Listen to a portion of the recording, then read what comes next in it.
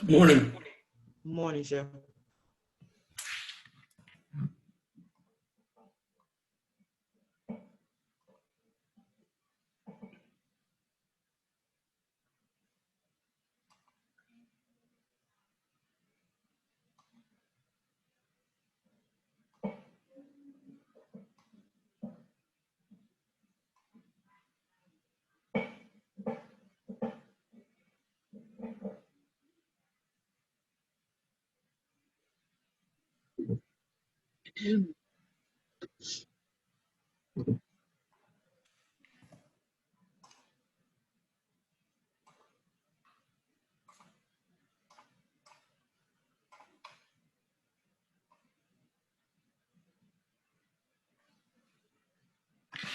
All right, let me send this attendance and we'll get started.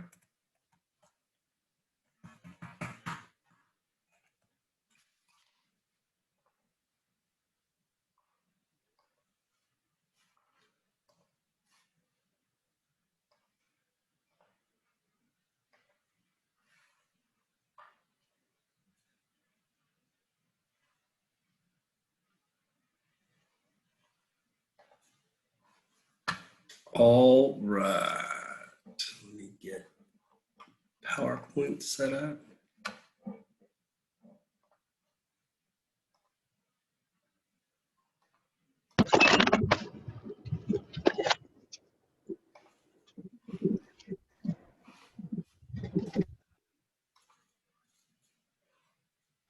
All right, so you've made it the first week. So day 5. So congratulations, you've made it for the first week and y'all are doing great.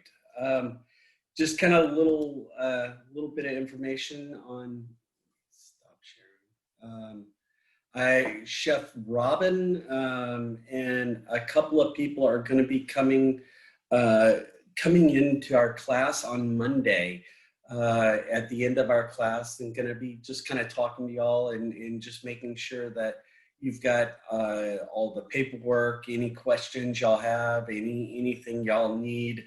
They're going to come answer any questions and just kind of talk to y'all. Excuse me. On Monday morning, that's kind of, or Monday around 8 o'clock or so. They're going to come in and just kind of talk. Hold on, I'm putting in attendance. But yeah, so they're going to be coming in on Monday just to come talk to y'all, just to say hey, answer any questions y'all have, because you know they usually come in on week 1 or week 2 anyway, if we're on ground.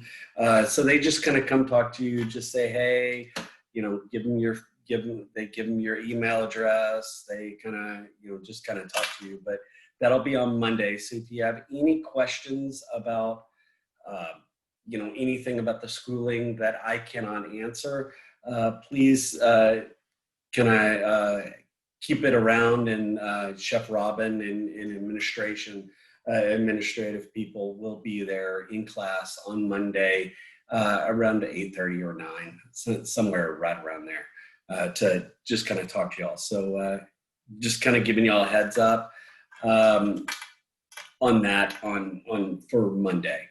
Let's see. Other than that, that's pretty much it. The one thing I want to make sure is that you do those, check your knowledges and do those modules. Again, I keep what I call beating that dead horse, or keep repeating myself over and over again. It's just because I do not want you to fail. I don't want you to get have any problems, and it's just one thing, that it's that click. You got to click on every single thing on that portal. Okay, so just make sure you do that, and you will get credit. But other than that, that is it. We're going to get started. Are there any questions, problems, concerns, issues? Y'all good? Everybody copacetic? Everybody happy? All right, beautiful. Sure. Oh, yeah, what's up, Roy? I just have I do have most of the check marks, but there's just been one that I don't know if maybe the title is too long, but I'm trying to. Talking about the automated system. Yeah, yeah, yeah. Yeah, It's mine did the same What thing. It it, doesn't have a check mark. okay. Okay. what is it? Automated systems. It just doesn't have a Oh, check okay, mark. I will look. Automated. I had that problem too, but I think if you go back out and log back in, it should give it to you because it popped up on mine finally, but I had that same problem too. All right, because I've read that since like Monday, but Oh, it's the only thing I don't have a check next to. Okay, I will look at it and kind of let you know. But I'll do it probably during our break or something like that. All right, thanks so much. Yeah, of course, not a problem. Thank you for letting me know. And if there's anything that does not open, that says, hey, you know, the date is not right, you can't open this or whatever else, please let me know and I will make sure I open it or unlock it or any of that sort of stuff. Chef, All right. So, yes. so starting on week 3 and Awesome. week 4, they're all locked out. Weeks 3 and 4, 3, 4, and probably 5 and 6. I haven't checked that far.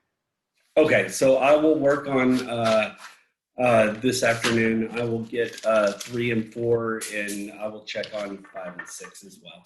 If 3 and 4, Chef. if 3 and 4 is probably locked, that means 5 and 6 is probably locked. So I'll get those unlocked. Thank you. Yeah, of course, and I will hopefully get it done by the end of this afternoon. I would just check on it later on this afternoon if you would like. All right, let me get PowerPoint set up.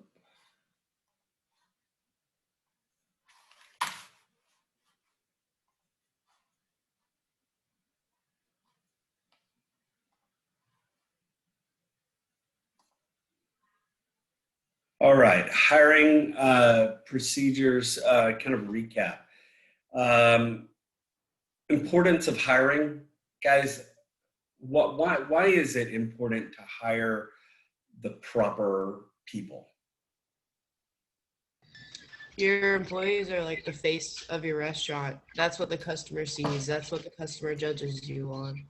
Yep, that's exactly correct. So they need to be whatever your vision is for this restaurant. You need to have. Now, job descriptions. Why is a job description so important? And we kind of talked about that because it gives specific details. information, but Right. It gives you details about the job and it lets the future employee know exactly what they are to be doing, while they're working for you. that is correct. Good job. Um, Resume, cover letter, those are very important things in just making sure that, you put the right items on there and you put the right amount of stuff. You don't want to overdo it because if you excuse me, I apologize. If you overdo it, then it will, people will lose pages, or if you have too much information, people just get tired or bored and they just kind of move on. And then salaries, we talked about versus hourly and salary type of deal. In hourly, you get overtime. Salary, you don't. Sometimes you get benefits, sometimes you don't. It really kind of depends, but it just kind of depends on what you are looking for an employee. And now we're going to start off with NOMA. this restaurant, and I'm gonna show this video. And Meet Fidelity Spire.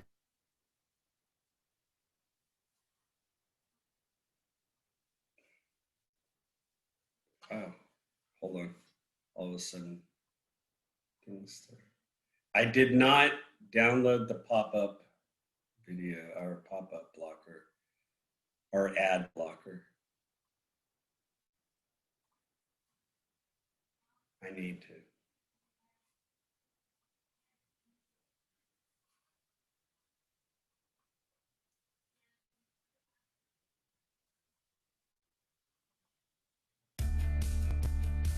And if you need to turn off your videos so where you can, it streams better, go ahead.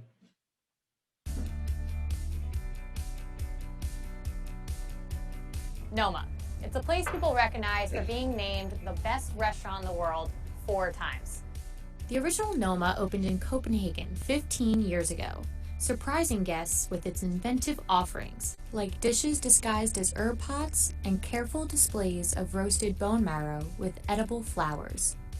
Chef Rene Redzepi built meals from nature, using seasonal ingredients found in the Nordic region. The style is now called New Nordic Cuisine. It has granted Noma 2 Michelin stars and has put Copenhagen's food scene on the map. In 2010, Noma was voted #1 restaurant in the world by Restaurant Magazine. And then again in 2011, and 2012, and 2014. 2 other restaurants have taken the title in 2015 and 2016. All the while, though, Noma has hovered near the top. But not too long ago, Chef Rene Redzepi shut everything down. And this latest move could give them back the title. Noma closed at the end of 2016 before opening its new space in February 2018, roughly a mile from the original location. It's received visits from foodies around the world and A-list celebrities like Justin Timberlake. It's different 15 years in. People expect more. I mean, they expect to have maybe their meal of a lifetime and an experience as well on top of that. But why would a chef risk his profitable business to start all over? I was getting a bit annoyed with how we were working. I felt the routine was sort of stifling us. And we should probably be looking for a new place to see if that could give us something. The new location seats 42 people, each seat costing 2,250 kroner, or about $340 US. But the biggest change is in what everyone comes to taste: the restaurant's 3 seasonal menus: vegetable-based in the summer, seafood-based in the winter, and meat-based in the fall. Each dish is thought out carefully and focused on local ingredients found in the Nordic region. In the very beginning, we just sort of have a brainstorm, okay, what could be fun to have on this menu? And then we just start attacking it. So we always have at least a couple of weeks where we're not actually putting things on a plate and trying to make dishes, but where we just sort of investigate all these crazy ideas that we have. Some of those ideas include the celeriac and truffle shawarma, and rose-scented cake resembling a small herb pot. The team hopes the seasonal menus will encourage guests to visit Noma more often.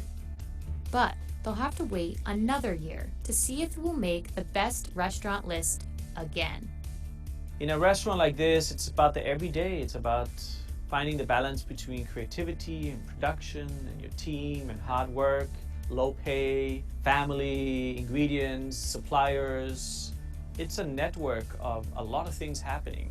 And sometimes people recognize it in an extraordinary way and you get to be changed forever, like our restaurant did when we first became #1. But I still truly, wholeheartedly believe if you go to work with only that thing in mind, you won't last long in this trade. As for whether starting over was worth it, despite taking some pretty big risks along the way, Of the 15 years we've been open, this is the moment where we have the most requests. Well, I stopped counting, actually, but probably in the thousands every day of people waiting for a table. so it's been good for business. But it's done even more to motivate Rene and his team. I don't know how I can explain it, except that it's like a hunger. I feel like I just can't stand still. You know that when you sometimes you hear a song, you see a movie, or something that makes you want to do something and change your life or do something. I feel like that almost all the time.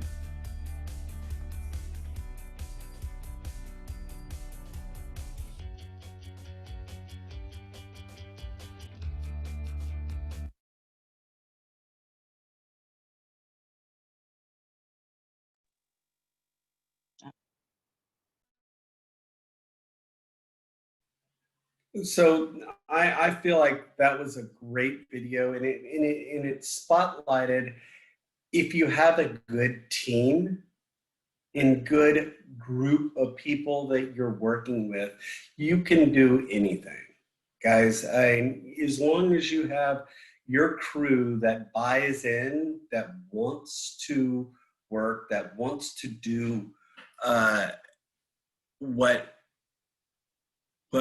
what it takes to get the job done, you're going to have an amazing facility. You're going to have an amazing restaurant. You just have to be able to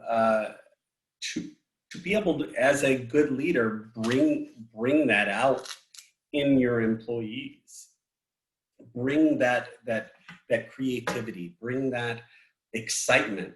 And you know, when you have a chef like that doesn't have a problem with shutting down and in trying to recreate themselves, because of it got boring. People, you know, it got boring for himself. It got boring for people in general. So he needed to reinvent himself. So in having good staff and knowledgeable staff, it really helps you along.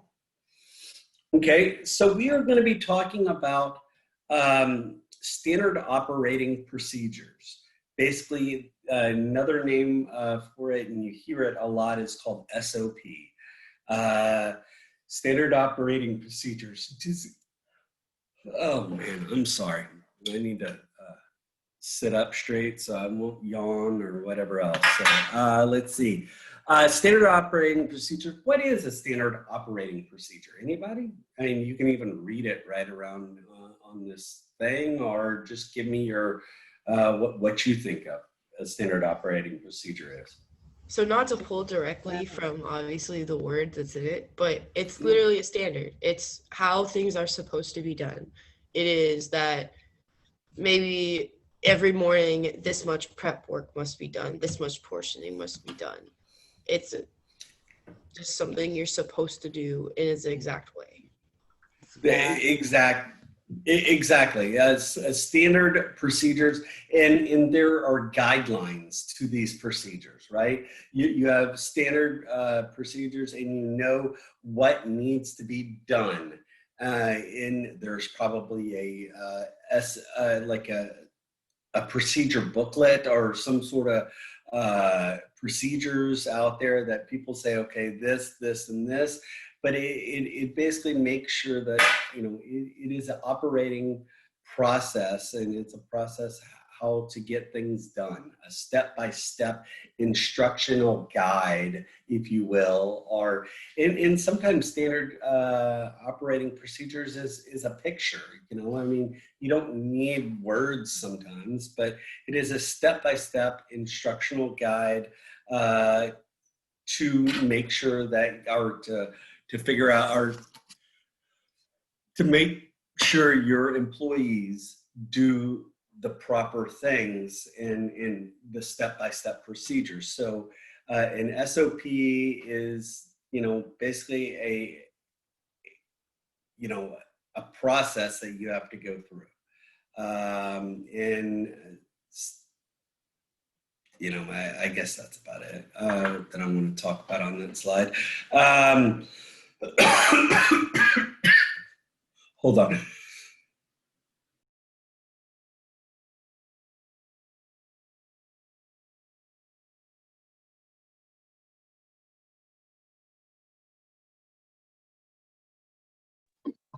You okay? You okay, Chef? Yeah, sorry. Allergies are real bad today. Let's see. So standard operating procedures is a function, is a thing that you need to do for good quality systems, to create a good system. It's a step-by-step instruction on how to make sure your workers carry out the procedures correctly. For example, how, a good example, let's say washing dishes, okay, standard operating procedure, you fill up the water with hot water, hot soapy water. The next one you do is the rinse water or whatever else. So it's a process, step-by-step process on how to do a job, okay? And that is something kind of important that you would want for newcomers, right? For people that have never done that job before. An SOP is something for that, and for anybody that just needs that helpful guide on what to do, step-by-step guide. Let's see, it helps instruct effectively gets the employee to maintain quality, all of that, because with my SOP, our standard operating procedure, I have, I want this quality, I write it down, I want this quality of this strawberry or this quality of this. I describe it and maybe even use pictures, whatever else, but it's a step-by-step process to make sure that the employee does whatever that job is correctly and to my standards, to the company standards, to whoever standards it is, right? So we write these things, we create these things just to make sure that there are standards, there are, because if we don't have standard operating procedures, it's kind of a anarchy, right? Everybody's doing their own thing. They're one person has one standard, one person has a different standard. So everything is kind of all, jumbled, maybe not the best quality products or whatever else, but this streamlines it basically and makes it very simple and very easy. And what I call black and white, it's right there in front of you, right? It's on a piece of paper, it's on, something, it's right in front of you, so you can know, and you can exactly know with a shadow of a doubt what kind of quality I want in my restaurant or what kind of thing I want you to do. So it's a standard operating procedure is kind of what we use in the industry. And what most people, use, you just need, or the standard operating procedures you need to just create. So for an SOP, these are the things that we need to do. So for the SOP, right at the very middle, what we've got basically a little diagram of what is an SOP. Scope and yes. Yeah, are you sharing your screen? I am. Did it shut off again? Yeah, no, it's not popping up on our. My apologies. Thank you.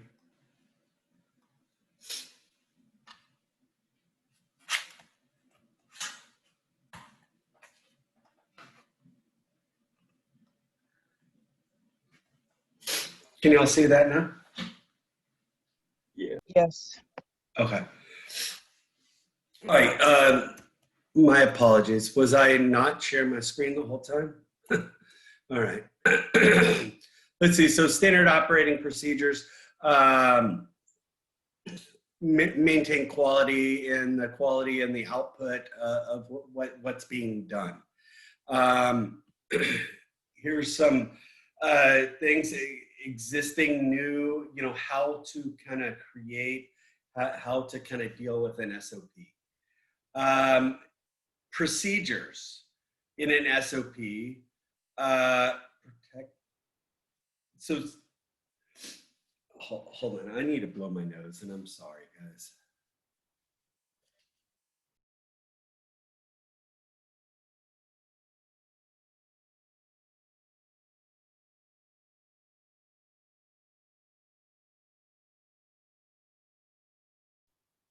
I apologize. I hate to blow my nose with the volume on, so I like to mute it. My apologies. So let's talk about an SOP. So what would be a what would you put for an SOP? What would be a standard operating procedure that you would need to write in a restaurant? Anybody? How you store meats, fish? Where do you store How to it? store meat, fish, you name it, right? Could you say that one more time? Like different sanitation procedures for like Sanitation, yeah, all of that, right?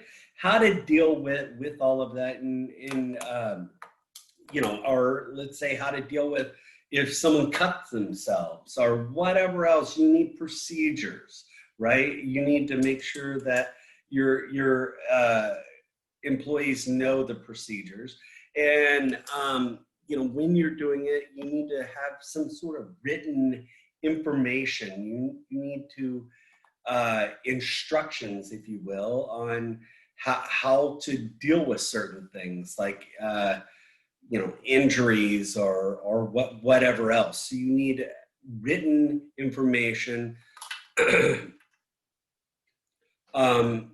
So your employees know what the hell to do, basically, right? If you don't know, if you don't tell them, if you don't show them, if you don't have it written down, whatever else, we don't know the procedures, and even a standard operating procedure in your own, station, let's say, I would get someone that's working the grill station to write down exactly what they do and the procedures and all of that. And that's going to be the standard of operation, right? Standard of procedure. So you want to prevent process errors the main reason why we write the procedures down, right?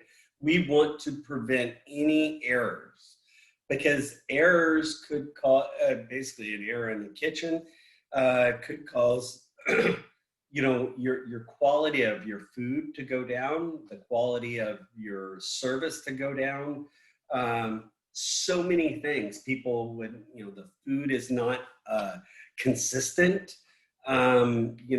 What any of those things could be a reason why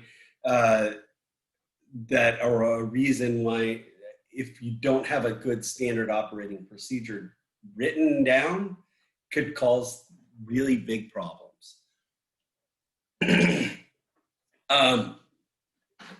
The procedures protects customers, to make sure that, they get their,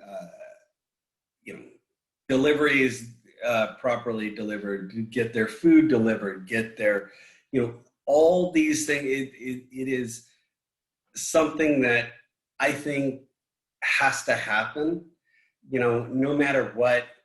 All of basically everything we do in a kitchen is got some sort of standard of operations or standard procedures or SOP, because of, there's processes, right? And I want, in a kitchen, I want to, and if it's my restaurant, I want to control that, right? I want to control the outcome of this restaurant, or the output, or all the products that we do, all the products that we actually produce. I want to control it and make sure that it's my standards. So if it's to make sure that it's my standards, I have to write it down and make sure that everybody understands it. And I train my employees on all my procedures and making sure. And this helps with many things. It helps me. I mean, look at Noma, that video we just watched, right? They have standard procedures to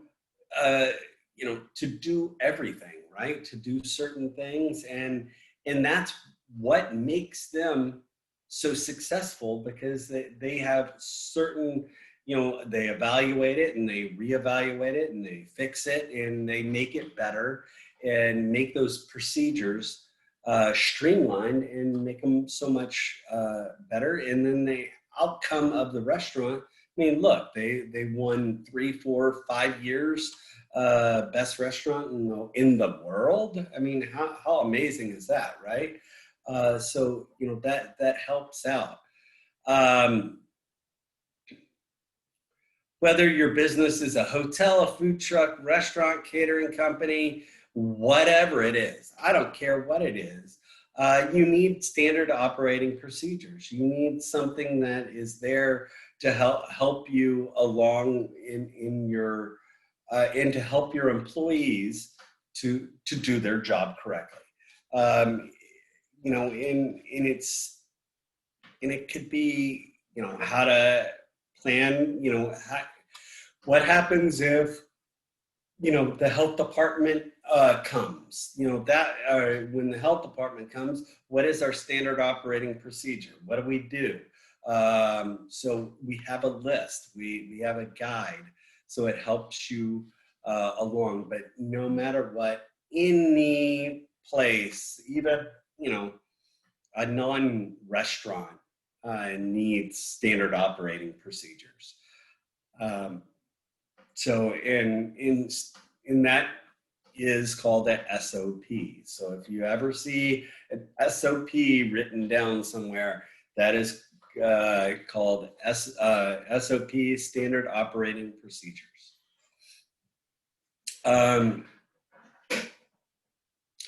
Here's some general guidelines on creating effective SOPs. Identifying the goal of all the SOPs should have an end result in mind. You should have an end result in mind, right? You should, a goal, an end result, break down the process into little small sections, so where it's easy to deal with. And then it's all about training and verifying that your employees have done the properly, done it properly. And then if they haven't done it, you have to retrain them and get them to understand the SOP. But, once you have it written down, test it out, make sure it works, right? You need to test it out. You need to verify it. You need to make sure that there's not any adjustments that you need to do. Any of that. Make sure you reevaluate and check and make sure that your employees understand. If they don't, maybe you need to evaluate your SOP and rewrite it, or get it so where people do understand it, or make it relevant again. And you need to go back every once in a while and reevaluate all your SOPs, all your standard operating procedures, whatever else. I mean, it could be, what happens with a bomb threat? What do you do with a bomb threat? I mean, that's a standard operating procedure. I mean, you need to know that, right? You need to know, a lot of these are kind of basic things, how to turn on a stove, how to turn on a fryer, how to light a pilot light for a fryer or for a stove or whatever else. These are all things that you need to make sure your employees know, and you write these standard operating procedures down, so where if someone needs to look it up, they've got it. Now, it's like a what? Like it's a job aid where you always need a record. Exactly, and we're going to be kind of creating a job aids as well, but a kind of a picture job aid. But I mean, it is a job aid. I mean, exactly, kind of like what we were talking about yesterday, or what I was saying yesterday. Job aids are helpful. You don't, pictures or whatever else. But anyway, this is a job aid that helps you do your job correctly, and it makes it so where that there is consistency. And again, I'm beating that dead horse with that word consistency, because I want you to understand people like consistency when it comes to their food. They want to, if they order something and they like it, they want it to be the same every single damn time, right? Instead of one person, I can, there's some restaurants where I can tell if that, like where you have one person that cooks it one way, one person that cooks it a different way. I can tell when someone is not working at a job because it tastes different or whatever else. So just making sure that the experience for the guest is consistent.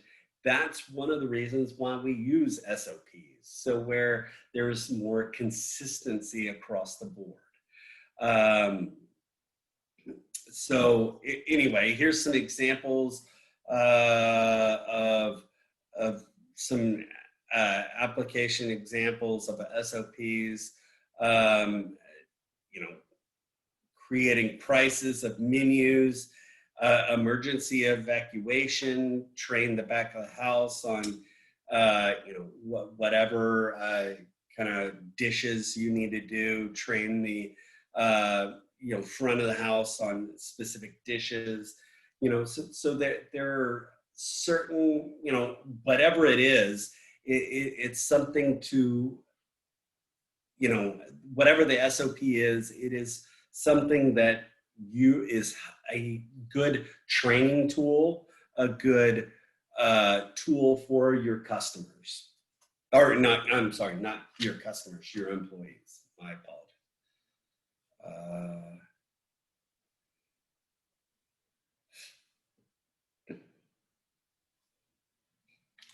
Okay, hiring. If you choose to hire outside the company, you can use job boards, help wanted signs, word of mouth, all sorts of things. What are other things that are I could use if I'm hiring somebody? Like websites, any of those kinds of things. If you're looking for help. You can host a job fair. Job fair, yeah, for sure. Put out the word to any headhunters, whatever else. I mean, there's many different things, but I love job fairs. Those are always good because you can have a lot of people in there. I think job fairs are great. The management team will decide on who to hire.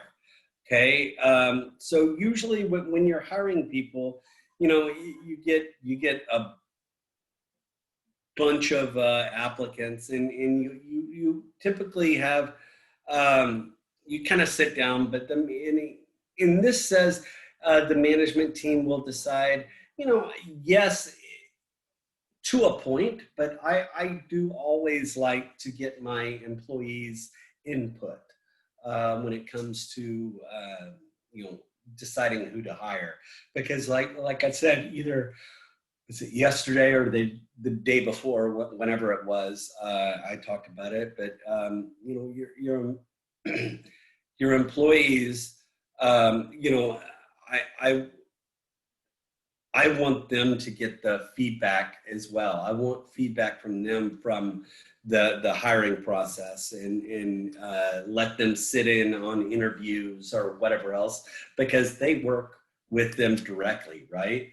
I might not be working with them every day, because I'm the boss, whatever else. I want to make sure that my employees have a little buy-in when it comes to hiring people as well, or at least get a little bit of their feedback.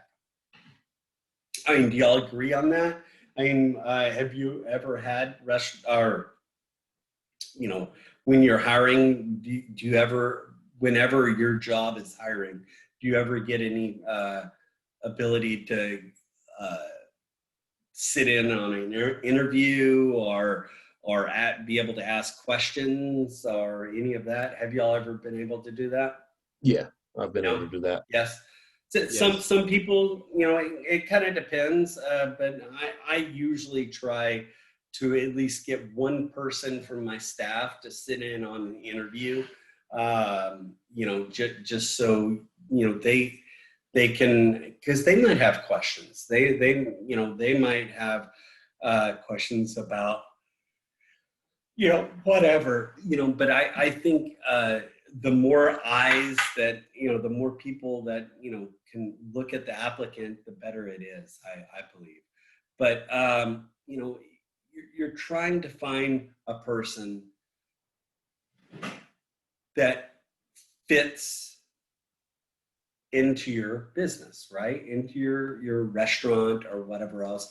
And sometimes you hire the wrong fit, right? And it sucks, you got to push through it, but it's those things to avoid hiring the wrong people.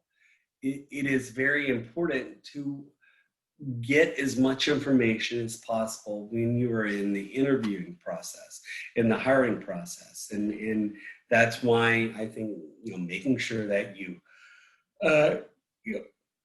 get your employees to, get involved with the hiring process, because they're the ones that are going to have to work with them every single day, day in, day out, right?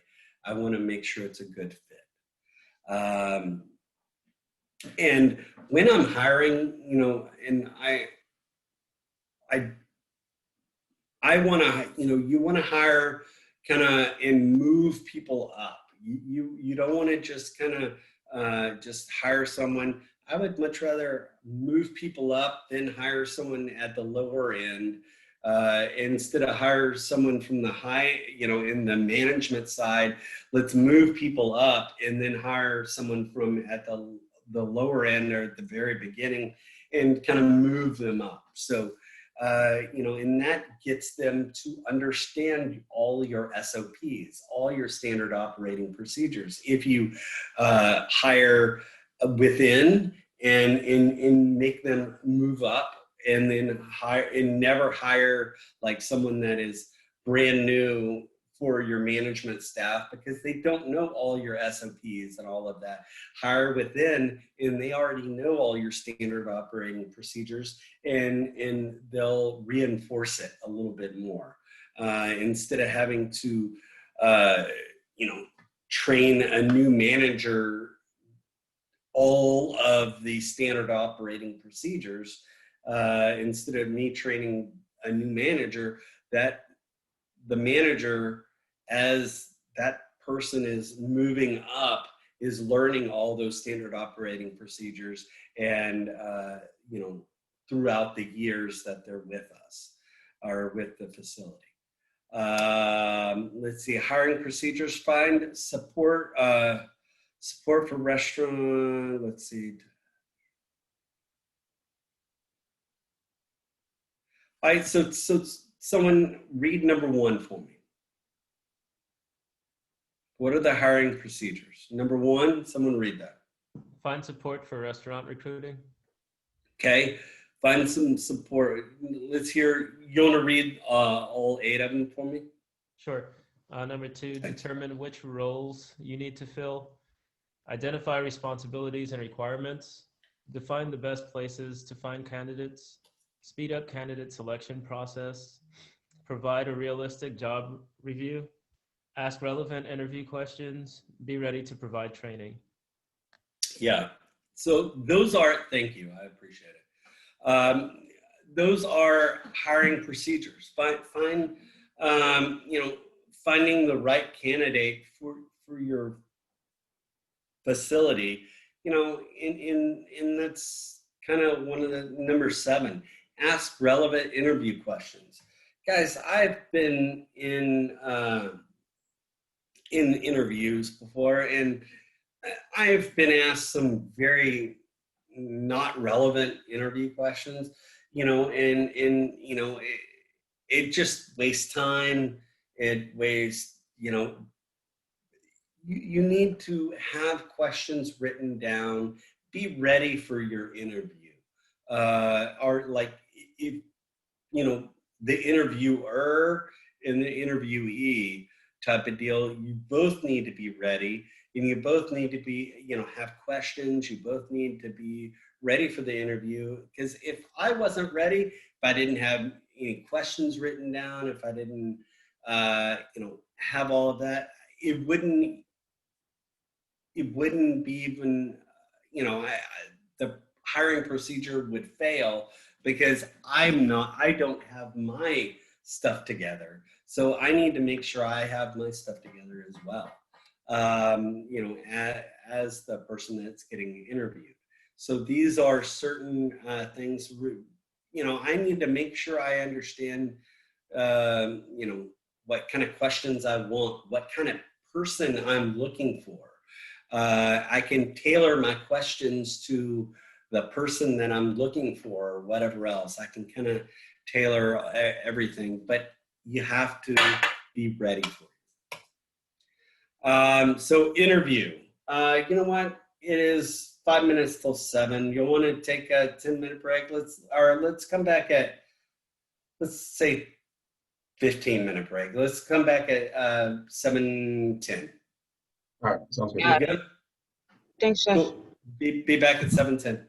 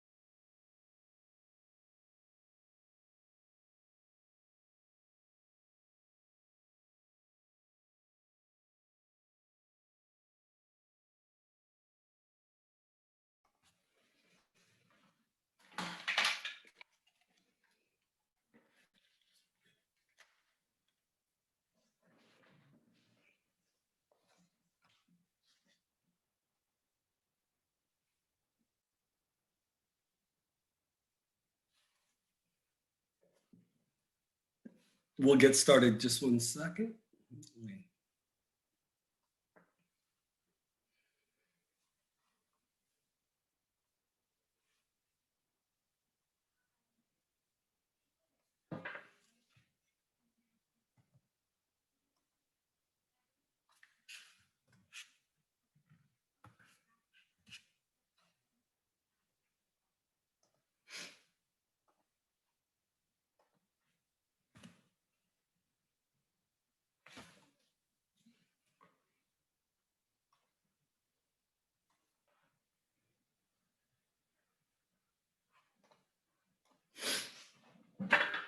All right.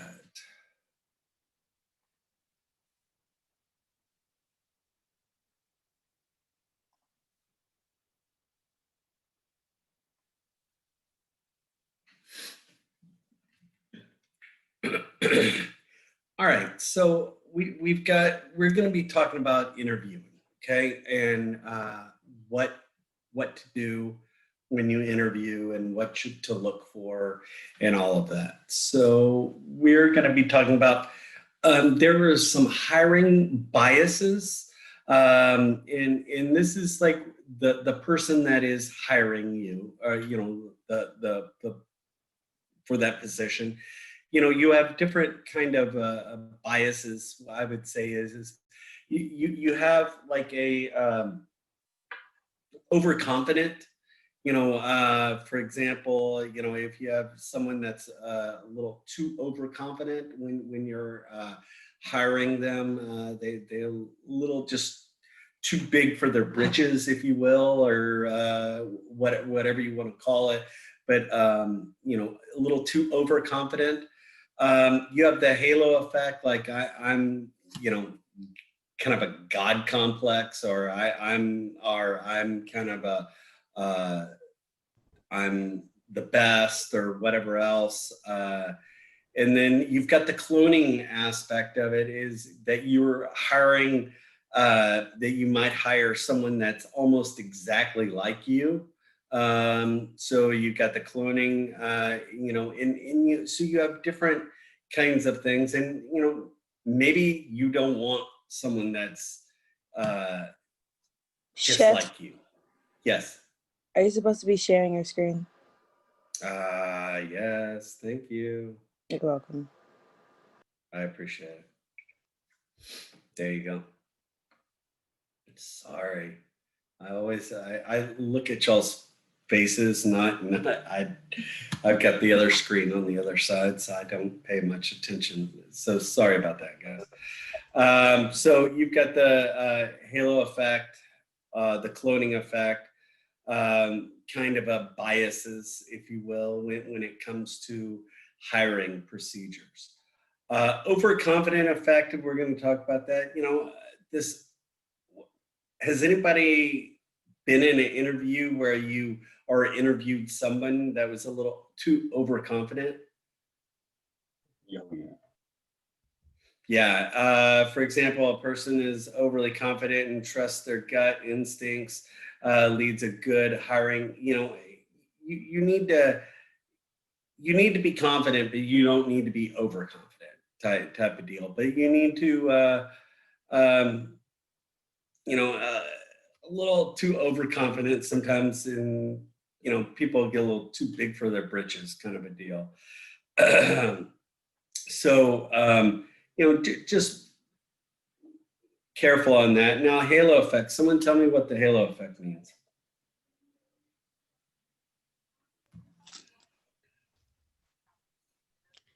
The halo effect is when one trait of a person or thing is used to make an overall judgment of that person or thing. Okay, so put that in your own words. What does that mean? I think a good example would be like first impressions. So, someone comes in and, they seem kind of groggy. You might think that their entire existence is groggy, like they're just going to be a drain. Or we were just thinking about overconfidence. You could think like, oh, like some people might think, oh, this person seems great. or some people might be like, oh, this is the number one bullshitter that I've interviewed today. So you know, you kind of apply that one thing that really shines through for them and apply it to everything about them. No, I completely agree. Good job. Also, you know, other halo effects, sometimes called halo error. You know, tell me about the halo error effect. Halo effect, sometimes called the halo error, is the tendency for positive impressions of a person, company, brand, or product in one area to positively influence one's opinions or feelings in other areas. It is a type of cognitive bias and is the opposite of the Horn effect. Yeah. So, you know, just different ways of dealing with it, and that is the halo effect. Now, the cloning, someone unmute yourself and tell me what the cloning bias effect is.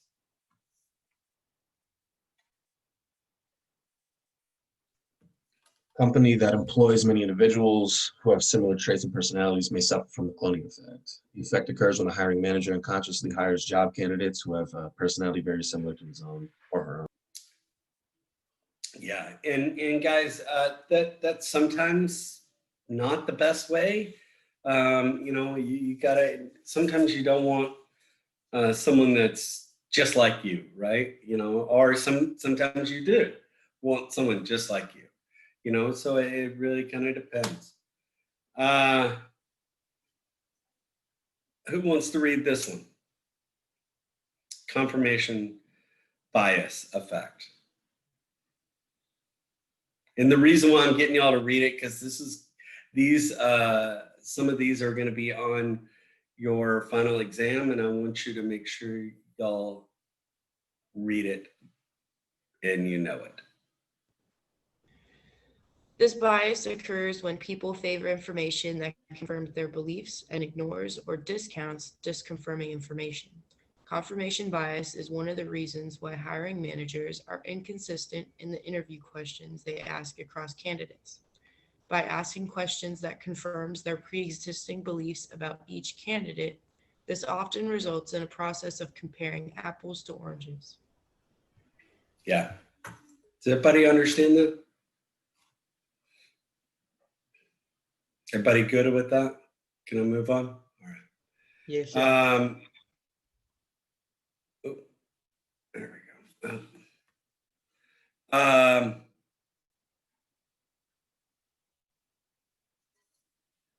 Who wants to read the confirmation bias effect? The descriptions are identical except for the order, which changes how first impressions form. This is confirmation of bias. Do you want me to read the rest of that slide? No. But what I want you to understand is you know, you have different biases, and you know, could someone give me an example of what this is saying?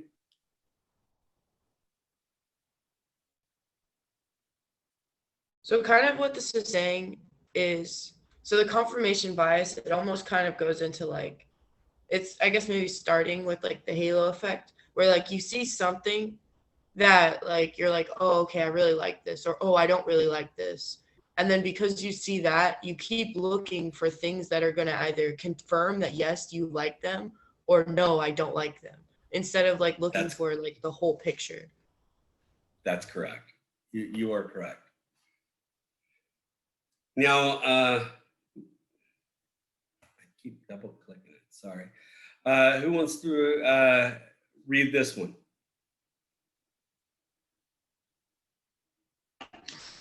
This is the tendency to perceive a relationship between events or behaviors even when no relationship exists.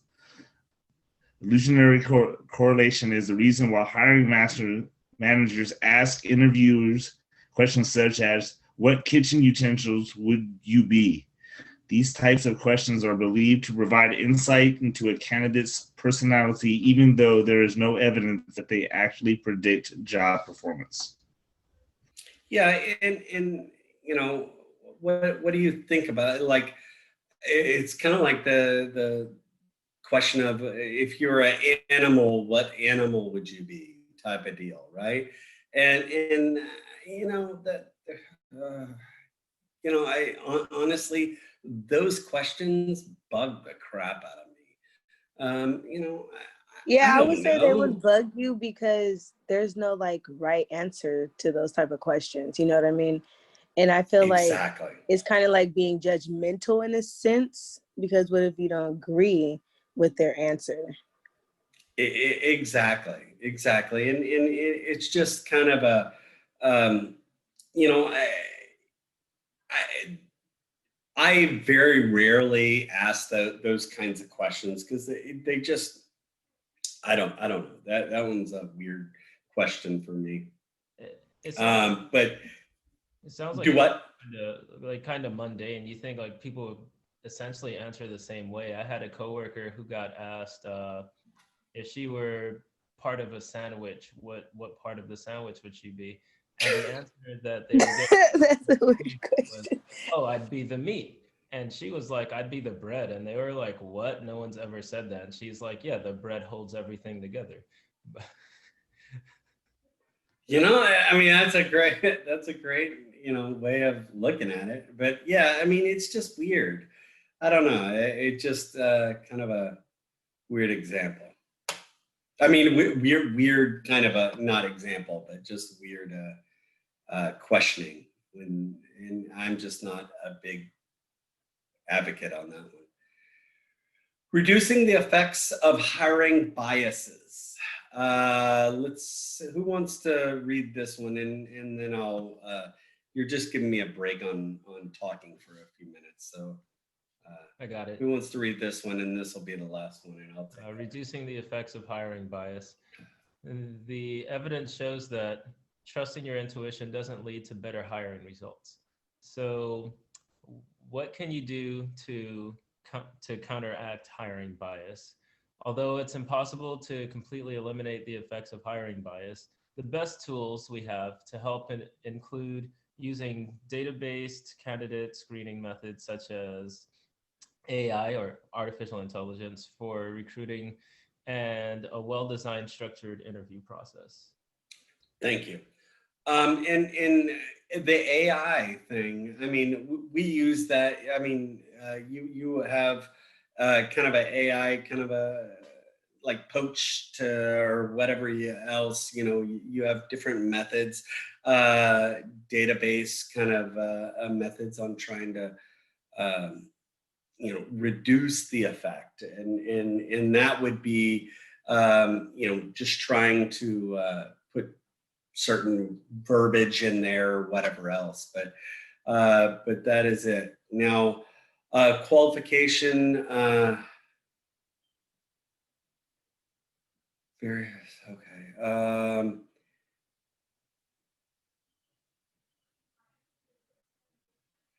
Okay, for me, when I'm hiring people, I'm looking for, do they have, can you learn and develop skills, kind of a deal. You know, if you're willing to learn, you're willing to want to kind of learn those skills. And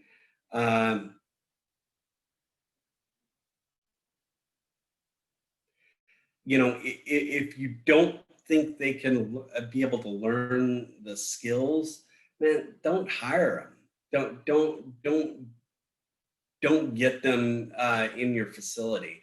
And again, it's when you're hiring guys, it's you're gonna what I call kiss some frogs. You're gonna hire some that are duds, right? You know, you're gonna hire some people that are good, but the issue is you've got to always learn from your mistakes.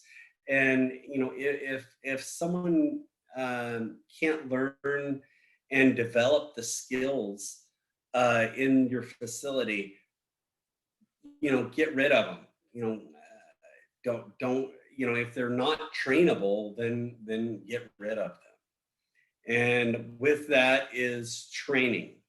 Okay, training is very important. Why? Because the more you practice, the better you get. Practice makes perfect, pretty much, right? So you need to train, and more train. Training your restaurant staff. You know, there's different ways of training.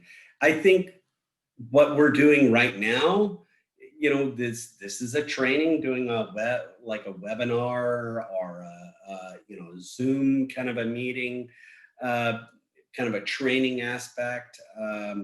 You know, like this picture right here in the PowerPoint, where they're sitting in a room, you know, sitting there getting trained. That's another form of training. How about like you know, going out and doing like team building training, like going out and doing, I don't know, like a ropes course or something like that.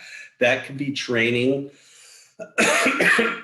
So just anything could be learning how to set a table, learning how to polish silverware. That's a training. You name it. There's many different things, but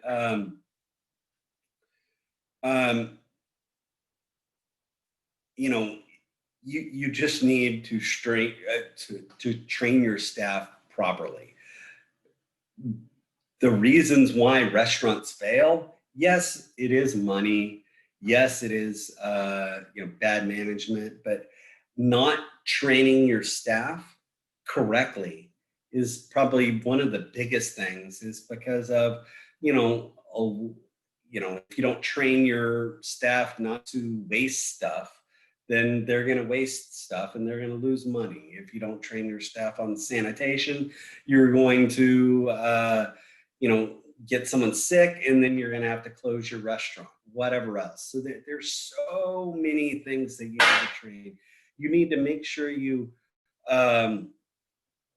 you know, keep all the records when you train, so where you can hold your employees accountable. Because once they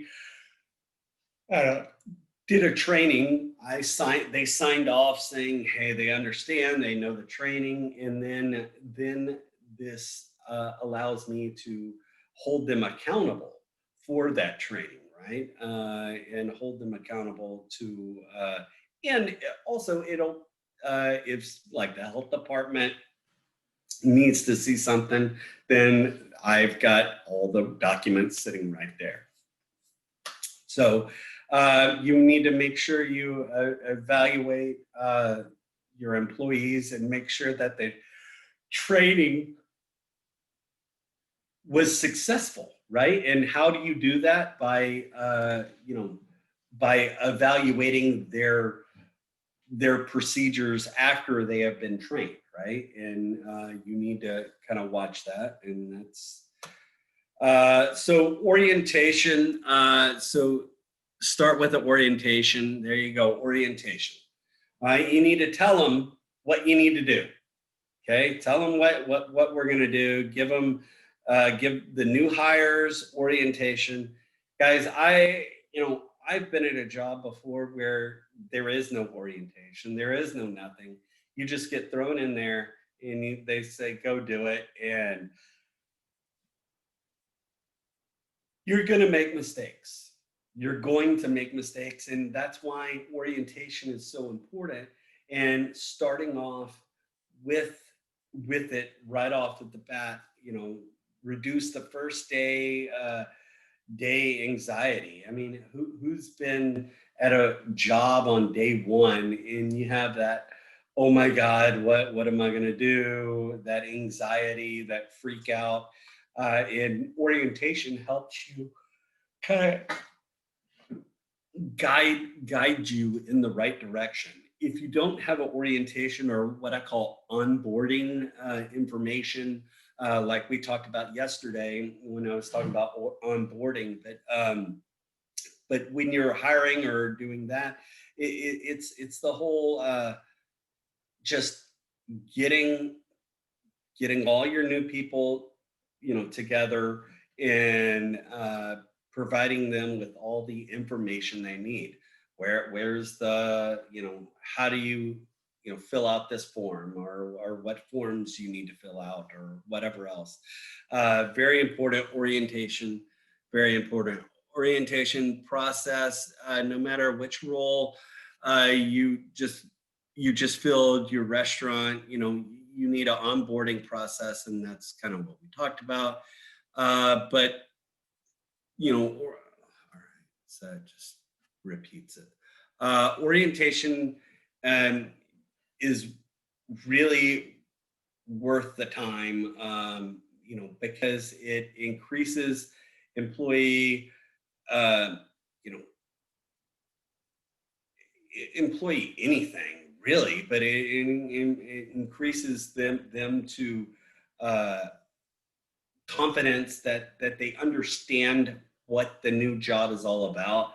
It helps reduce turnover, because if you know what you're doing, right? If you know what the job is about, or what all the procedures are all about, then you have less turnover, because people are not going to be just kind of guessing or getting in trouble or getting fired, or just lack of understanding the job makes people not want to go there. So there's going to be a lot more turnover, all of that. But, it helps a lot. Why, orientation, I think, is very important. Who has, what do y'all think? What do you think orientation is important?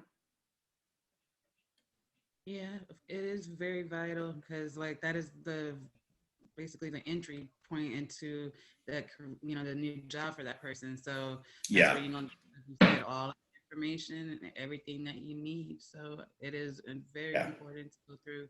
I've been in jobs where I didn't have orientation, and it threw me off, because I'm so used to having orientation. So I'm like, I for sure. But for sure, it gives it gives a sense of organization too, because you're knowing that all of your employees are getting the exact same information across the board. It's not he say, she say. It's not, this is how Sally Sue does it, but this is the way supposed to do it. It's just, it's being told right then and there how to do it. Mm-hmm. I completely understand, and I completely agree with you on that, because I've been in positions where I just go in and then I feel like, without an orientation, I feel like I'm lost. And I feel like I'm not, I don't know where everything is, and then I'm guessing, and then I'm going to screw up things a lot more, because of just not understanding, and it's all because of orientation, and the lack of orientation. So yeah, for sure. I think it for sure it alleviates a lot of turnover, because I feel like if there is no orientation, sometimes I feel like that I feel like they don't care about me as much, and then I have this kind of dull feeling throughout my job, and I had one of these jobs where there was no orientation, and I felt like it, even through the year or two that I was there, it's still, I felt like, man, if they would have had an orientation, I would have been, I would have known all this information, and it wouldn't have taken me so many times to get it correct or whatever else. So I felt like they stifled me. They held me back, because of they didn't, tell me all the procedures and all the stuff that, needed to happen. And that caused a lot of problems. So orientation, I think, is ideal and very important. And now, like small restaurants, they have a harder time doing orientation, right? Or doing something like that. But you can still do an orientation if you're a small restaurant by just bringing them in, a day early, and so you can sit and talk to them and kind of get them to understand and schedule your time around it, so you have a little bit of time to sit down with your new hires and make them feel comfortable and get them to and train them properly. Because if you don't train your employees properly, it's like a telephone game, right? It gets worse and worse and worse throughout the game, right? So where, if I, after the orientation, or let's say this guy and girl are doing orientation or whatever else, and this girl's learning the menu, right? Or this girl's showing this guy how to do the menu, and if you need some of that training, right? You need some of that training. If not, you're kind of guessing, you're putting your own spin on it, and that standards are not going to be held up as much as I want them to be, my standards or whatever else. So, let's say this guy is moving to a different position, and they just hired a new person, and he didn't train that new person, and then that new person says, "Oh, this is how I did it in my other work," so they do it in this other, and it's just, and it screws up, and then they hire another person, and that person trains that person and wrong. So it's all about the first initial training, making sure that everybody is trained properly, and that everybody kind of is cross-trained in a way. I think cross-training is very vital to your facility, because what if someone gets sick? What if someone is out? What if, in cross-training is very important. But training day to day, making sure that person knows what they're doing. Anybody else want to say anything about training or talk about training? Yeah, I just think it's worth mentioning that, another thing about having everyone trained properly, trained the same way, is that down the line, when you're looking to do process improvements, it's easier to build on something that you already have established, as opposed to reinventing the wheel every time. I completely agree with you, Roy, for sure. Because you don't want to reinvent the wheel. You don't want to have to, do it over and over again. I think training is very important. And giving your staff enough time to do training. That's the one thing, in trying to figure out ways to train your employees without, making them come in, on their day off or whatever, trying to figure out ways to train your employees and to retrain them, because sometimes employees need to be retrained, right? After a while we get lazy or bored or just forgetful, any of those things. You need to retrain as well. Let's see, all employees, no matter what position you're in, from the executive chef to the pass, or to the line cook, or to even the wait staff, there's always skills to be trained, always things that you need to train your employees. Training takes place in all different levels, from new management to dishwasher to you name it. I need to make sure my dishwashers know what to do, how to do it, because if they're not trained properly, then they could get me in trouble by having dirty water, not proper sanitizing solution in the water. And when the health department shows up, they check the pH balance in the sanitation water solution. And if it's wrong, I could get fined, I could shut down my business, all of that sort of stuff. So there are so many different trade. I mean, for example, like washing dishes, making sure that you get someone to scrape all the food off first, because we don't want it going down the disposal or down the drains. Why? Because it costs a lot of money to pump, to clean out the grease traps and to clean out all of that. So you don't want that. Then you need to spray all the utensils or in the plates down. Why? Because if you don't spray it down or rinse it off before you put it in the dish machine, the dish machine's so hot and it's going to bake the food right onto the plate. So, training, making sure that my dishwashers, from the very, lowest level to the very highest level, they need training. Everybody needs training.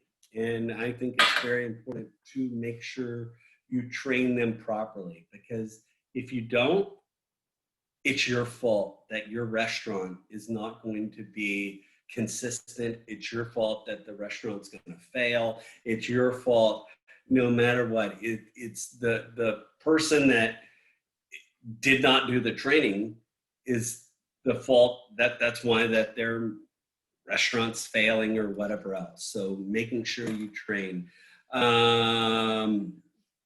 Let's see, train managers. Guys, I cannot tell you how many crappy managers there are in this world. There are some horrible managers. And why? Because they weren't trained properly. They were, they were just thrown in and said, okay, manage people or manage it or whatever else. And I mean, how many times who's had a bad manager before? A manager that could not manage properly. Yeah, Almost almost everybody, right? Because of, people get, people, they don't think about, hey, you need to train managers. You need to train them to manage your staff, because, you're a worker, you've been a hard worker, all of that, but there are skills that you need to know as a manager, and how to train properly, how to communicate properly, how to, do a lot of things properly. Because if you don't do it, then it's a trickle-down effect, right? If you don't know how to do all of these things, it's going to trickle down to your employees, right? Your employees are going to have crappy training. Your employees are not going to be managed properly. Your employees are going to, have, a lackadaisical, kind of a training where then everything goes downhill from there. So training is most important. You need to monitor their performance. Why? Because you need to make sure that you train them properly, right? If you don't monitor them, right? If you don't pay attention to them, if you don't watch what they're doing, if you don't pay attention to the mistakes or see if they have mistakes, you need to make sure you monitor it and then adjust it and make sure that they understand if there is a problem. You need to either retrain, you need to either, do something to make sure that the staff or that person understands it, and so where there is no mistake. So monitoring is very important, and maybe monitoring and evaluating to make sure that they are understanding the proper way. Poor training method. Here is a very poor training method, and it's called the magic apron. effect or a magic apron training method. And that is, the minute you throw on an apron, you should know exactly what you should do. And that is wrong, right? You know, I mean, there is no magic apron. There is no magic chef's hat, you know, type of deal where you know exactly without training. You know, I have never seen it work out properly because no matter what, you know, they're not going to do exactly what you want. And a magic apron is not going to, you know, make it all better, whatever else. So it's a bad idea. Poor training method, you know, where you just kind of it's basically baptism by fire is what I call it. You just get thrown into the pit and it says, swim, you know, sink or swim kind of a deal. And that is a very, very poor method. Poor training method also is other chefs use is a big brother, little brother method, kind of a shadow, right? You know, the idea is that the little brother learns what he or she needs by the big brother aspect, right? So you know, kind of just, and that's okay. But what if you know, this girl was poorly trained and now she's training this guy? So this guy is going to be poorly trained. So I'm going to now have two poorly trained employees, right? So I that's not the best way, but it is a way.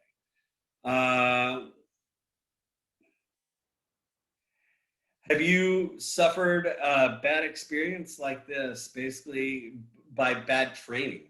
And we've kind of talked a little bit about, you know, some people have had, you know, bad training. I mean, let's talk about it now. Has anybody had bad training? I would say I like kind of had like half bad, half good training because the training's like inconsistent, which I think is like worse because it's like some people will like actually train you correct. Like from my experience, like a line cook, I'm a line cook. Yep. And like I got really good training on one station from one person because they were doing the whole like big brother, little brother type aspect. But when I went to another station under a different person, that person did not teach as well, / didn't have as much knowledge as the first person. So that's like kind of where training is consistent. Yeah. I mean, bad training really, it really affects, you know, everybody. In realistically, the one person that it affects the most is the customer. Okay, because of the end product goes to the customer, and if those people or your staff is poorly trained, then that is going to come out with the customer, and it's going to make the customer, you know, not happy. I mean, in general, or not wanting to come back, just because of all the problems that they had or whatever else, you know, because of the poor training of staff. Maybe the food is not cooked properly. Maybe the food is not exactly what it should look like or whatever else. So just making sure that your customers don't feel that hurt or that because of you in the lack of training you gave your staff. So don't let it affect them. We're going to watch a little video on training. So you found a good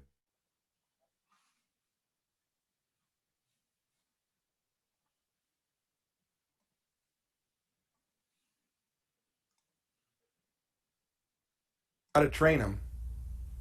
What goes into a great training program? Do you have that? I do. I'm going to give it to you right now. Hello, this is David Scott Peters with the restaurantexpert.com, and I understand your challenges, your struggles. I've been there, done that. You brought in what you thought was a great employee, only to have them quit or get fired in 3 months, right? Frustrating. We get to a point where we don't train, or all right, we grab some bar manager together with some bartenders and a server manager, host manager, somebody who does all this stuff. Quick serve, we have people who are in charge of the registers and the line, whatever it may be. And we all get together and we put together our training system. And then we've got one for the back of house, one for the front of house, the different positions, none of them being the same. Well, you've got to put together one training program for the whole restaurant.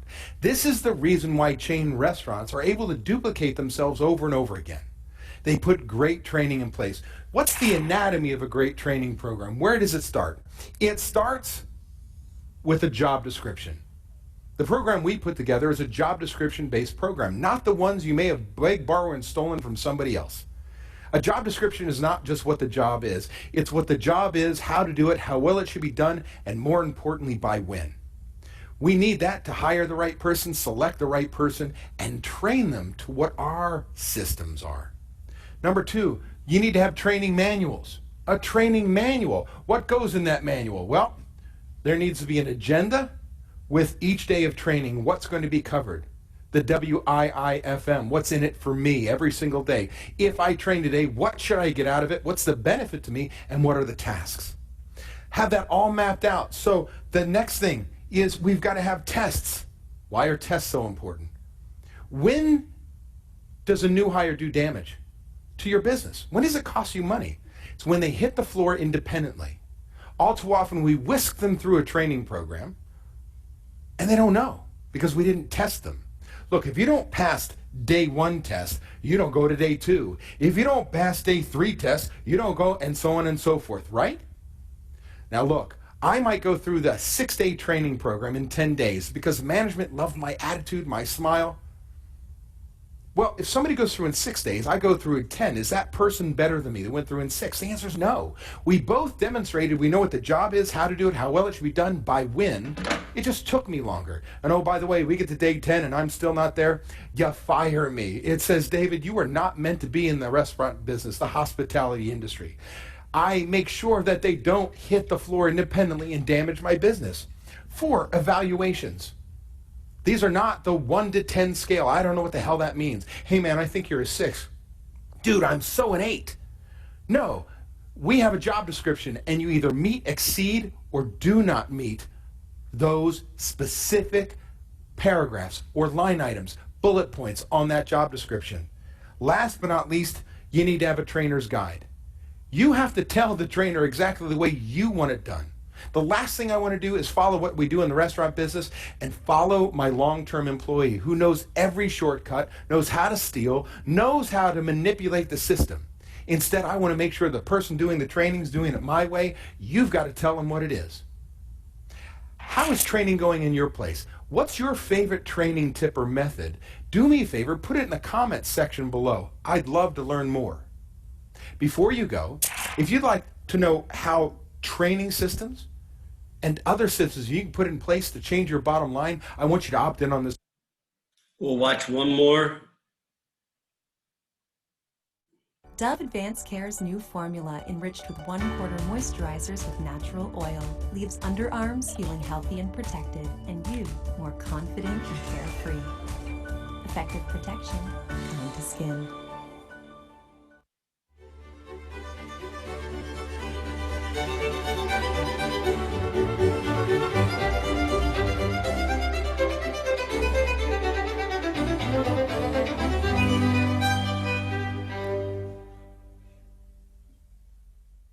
People always ask me, Arthur, how is it that you can get such fast results in culture change with these big companies? And I always tell them, you're asking the wrong question. See, the question is not how fast, because that's actually part of the solution. The question is, how can you keep sustainable organizational culture change in an organization. And the reason is because most of the time, when we try some kind of an initiative in our companies, there's a couple of things that happen. Number one, people go, oh, not another one.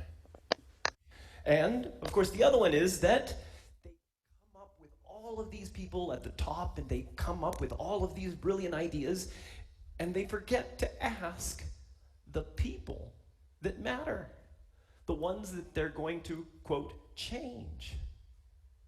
And see, the thing is that speed these days is required for organizational culture change. See, we are in the PFB era. PFB, post-Facebook. You know, when you've got your phone and suddenly it's like, I sent a message 15 minutes ago and they still haven't replied. You think something's wrong? Or that email hasn't been replied to in almost 4 hours. I think we should follow up. See, we are less patient than we used to be. We need to have things now. We are looking for instant gratification, instant change. And so therefore, if we don't see some kind of change, we immediately assume, oh, well, I'm just wasting my time. And this brings us back to the idea that people resist change. Do you believe that people resist change? Because I don't think so. If somebody showed up at your door and says, hi, we have a check for $1 million and it's going to change your life, would you say, no, I'm fine, thank you very much? We don't resist change. What we resist is stupid stuff. We're resisting the idea that if I am wasting my time and not getting a result, well then, I should be doing something different. I should be doing the same thing that I'm already doing in order to keep the results.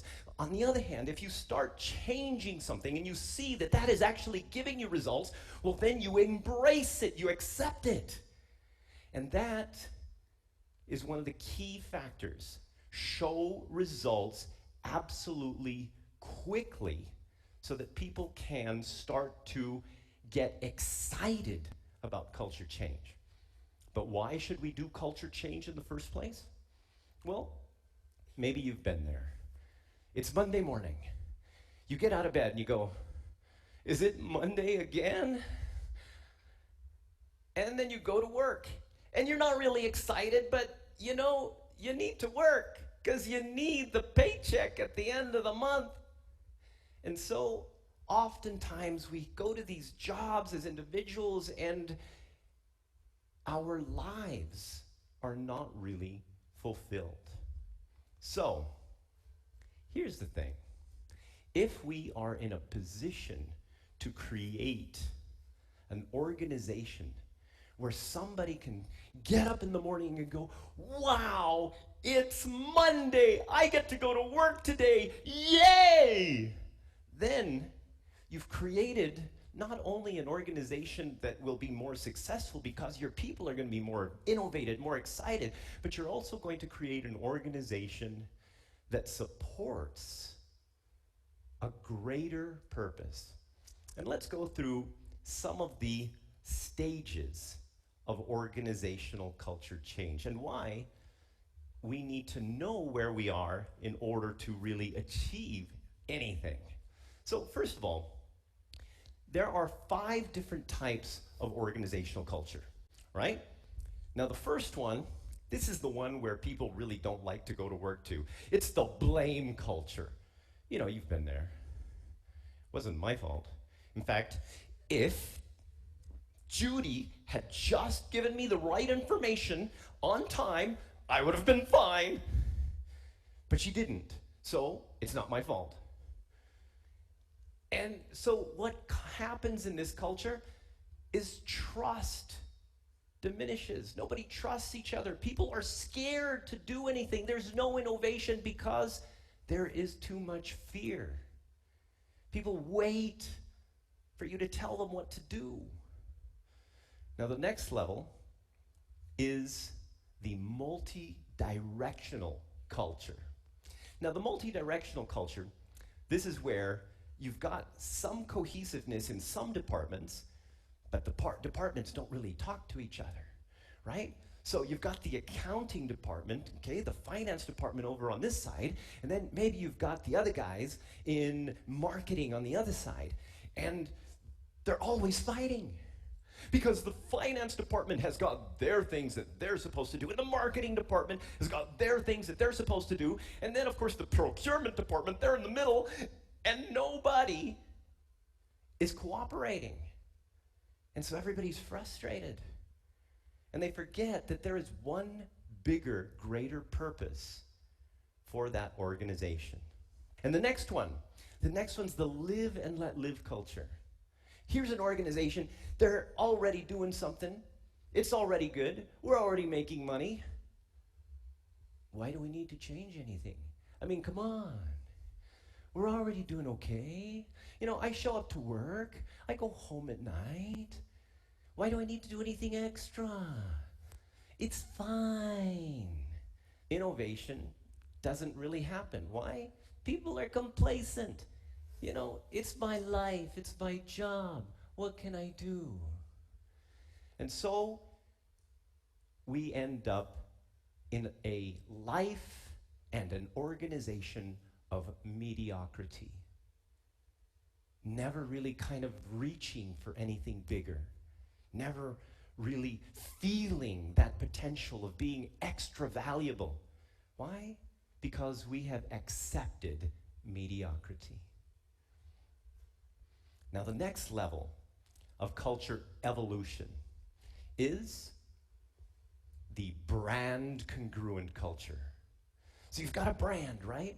Whatever that brand may be, whatever it is that your organization is doing, maybe it's a service, maybe it's a product, and you go like, wow, that is such a cool thing. Look, did you know that I work for this company? Yeah, that's the company I work for because they produce such cool stuff, or they create this super cool service that is happening. And people are excited. Why? Because they believe in what they're doing. And there is more innovation because they always want to improve on the product or the service. They're always thinking of new ways. They're throwing ideas around because they're invested in what the organization is trying to do. But then the highest level of culture evolution, is the leadership enriched culture. And see, oftentimes we wonder, well, what is a leader supposed to do? A leader's supposed to tell you what to do so that you do it. Well, you know, maybe in the beginning if you need something, but at the end of the day, do you really want somebody constantly tell you what to do? I mean, have you ever had ideas that you knew would be really great, but nobody listened to you? And so a leadership enriched culture is one where the leaders leave their egos in their pockets. I know it sounds impossible. But when these leaders develop other leaders, then it doesn't matter who's doing what. The only thing that matters is the objective. What are we trying to achieve? And this gives the opportunity for everyone in the organization to have a sense of value, a sense of possibilities in their career. For even the janitor, the guy that cleans the toilets, to come up and say, hey, I've got a really cool idea. And people listen to him. And even the new person that comes into the organization can take charge of a project if they just happen to be more expert in that area than even the CEO. So the leadership enriched culture cultivates leaders who are excited about the brand, excited about the organization, and people who take charge, never waiting for anything, never waiting for people to tell them what to do. But It depends. How do you evolve your culture? Well, the first thing you got to do is you have to know where you are. Where is your culture now? Where have you started? I mean, doesn't that make sense? You have to have a starting point before you can get to the next one. So we developed a tool that helps organizations to essentially measure and then also test and check their progress. And this organizational culture evolution assessment basically gives you that foundation. And once you have that foundation, once you have that, now you see, okay, here we are. Maybe we're at the blame culture. Maybe we're at the live and let live culture. But now we know where we are. Now we can move up to the next level. And whatever strategies you use are going to support that. But what strategy do you use? How do you get people involved? How do you get people excited about culture change? I mean, you've been there with all these different initiatives. Everybody tries all these different things. Why don't they work? Why don't they last? Why aren't they sustainable? And one of the biggest reasons, besides the fact that they take too long, is that they do not have the engagement of the people. So the first thing you got to understand is that it cannot be a top-down initiative. It can't be the guys at the top. There's like, I mean, think about it. You've got like 5, maybe 12 guys at the top. And maybe you have an organization with 1,000 people.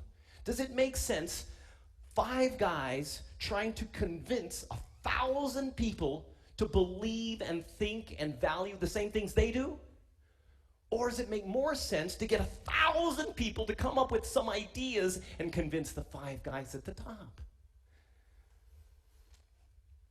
It has to be a bottom-up initiative. And oftentimes, a lot of organizations don't trust their people enough.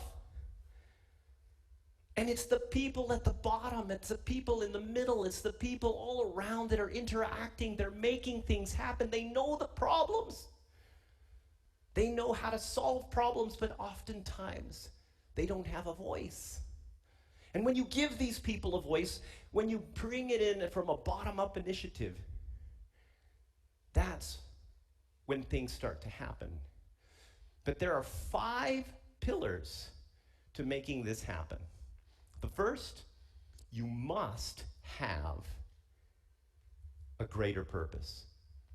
That means you have to have something that everybody in the organization believes in. Now you're thinking, but Arthur, how is that possible? I mean, there's all these different diverse people and they all have different ideas. Well, let me give you a little bit of research. In 53 different countries, we've asked one question. What is your ideal working environment? And I want you to think about this. Your ideal working environment. So one of the things we found that no matter what culture, no matter what situation, no matter what education level, no matter what position, people more or less had the same ideas. The same ideas for the ideal working environment. They needed to have some kind of trust. Either trust people to do their jobs or let people trust you that you actually know what you're doing. They had to have some kind of teamwork where they felt like, wow, you know, people are really out to help me. And then, of course, a supportive environment when that department over there was cooperating with my department. They needed to have some kind of clarity. They needed to see, oh, okay, I know where I'm going. I know what I need to do. At least I have some structure maybe to help me understand what I need to achieve. And finally, they needed to have some fun. And if you think about it, is it easy to get people to believe that they could achieve this ideal working environment? Is it possible that when you get people connected to this idea of this ideal working environment, that becomes a greater purpose, because it's not just for them, it's for everybody. It's for the persons next to you, it's for yourself, and it is also for the organization. And so, once you have the ideal working environment, then you have a greater purpose, something that everybody's working towards. But then, pillar number 2, you must have a methodology that can help people to actually achieve it. Now, we, of course, use the directive communication psychology, the science of group dynamics. Now, there's other stuff out there as well, but at the end of the day, how can you create that ideal working environment? What methodology do you have to get people connected, communicating, trusting each other, to get people to have more clarity, better communication, to have people to better be team members? And the next one, of course, is having the common language. See, a common language is about being able to communicate things that are big with small words. So, for example, there's a lot of buzzwords out there. There's a lot of things out there that are talking about that you use like one word or two words or one phrase, and people already know what you're talking about. So, for example, if I said, dude, you need sucked me, people are going, I understand what that means, only if they've had this training behind it, or this idea, if they understand the whole thing. And that means because they understand, because they know what it means, now you can have communication without conflict. You can remind each other of what the methodology represents, of how to create that ideal working environment. So once you have this common language, when you use it, you're reminding people of what they've learned, of how to achieve this greater purpose. But then you also need a unified identity. See, the unified identity is like a club. You have a club, and when you're part of a club, the people in the club are kind of like your buddies. You know who they are, you accept them, you're excited about them, and you work together, you create things together. But then there's also the people that are outside of the club. See, to be in the club, this unified identity, you give it a name, because every club must have a name. Every club must have a purpose to create the ideal working environment. And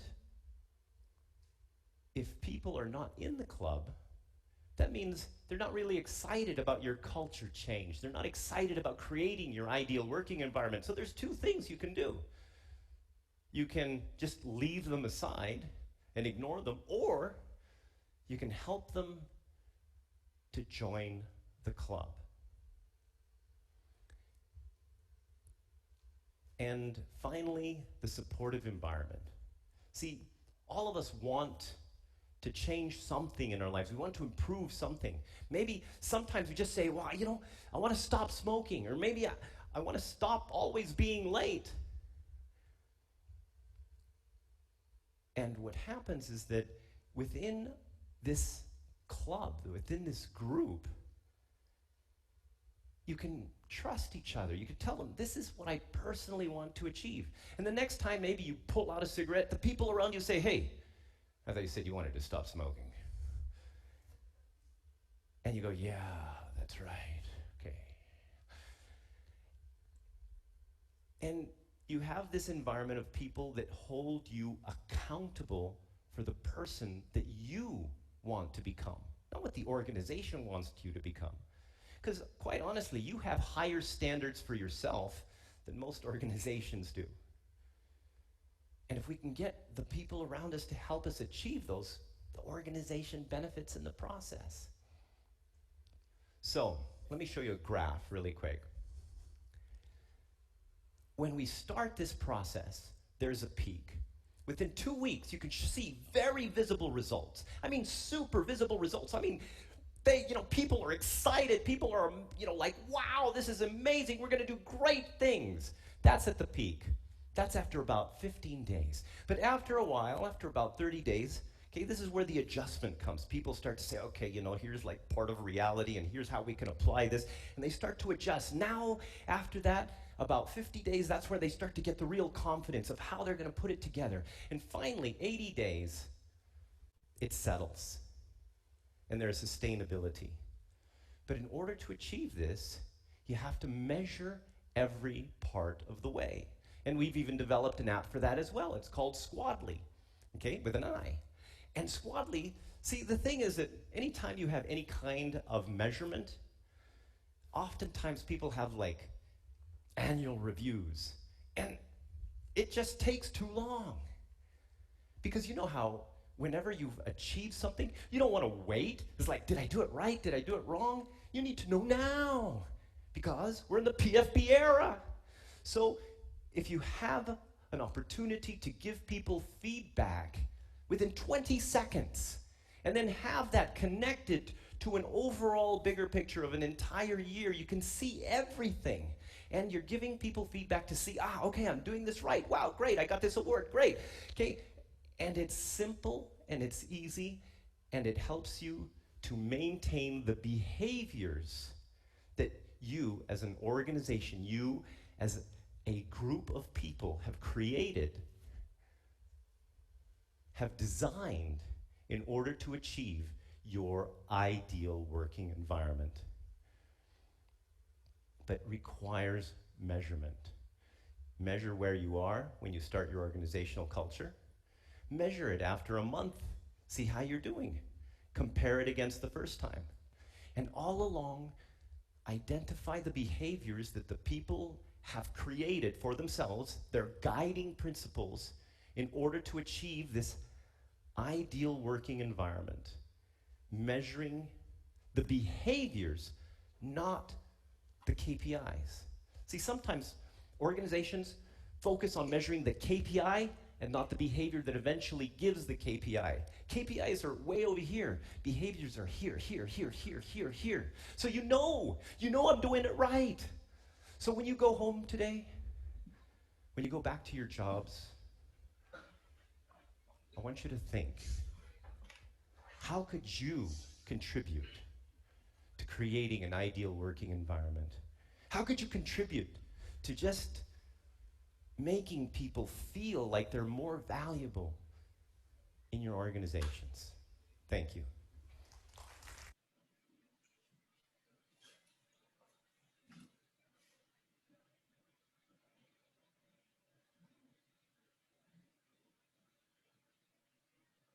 All right, so I know that was a little longer, but I think it talks about certain things that I want to hit in value. Everybody wants to feel valued in your company, in life in general. You want value. You want to make sure that your job values you, right? That wants you there, right? And the only way to get some value is to make sure that you listen to your employees. And I think listening is very important. And he was talking about change should happen from bottom, going from the bottom to the top, or talk to your employees, because the people that are doing the job, they know what's wrong. They know what's wrong. I don't, maybe because I don't do that job every day, day in, day out, right? If you're asking me to evaluate my job, I'll look at it. But if you're asking me to evaluate other people's, like, what's wrong, what could better, what could make you faster, or whatever else, or you want to start with the people that are actually doing the job day in, day out. And I think that's very important. And just valuing your employees, making sure that you value them and that you want them. Because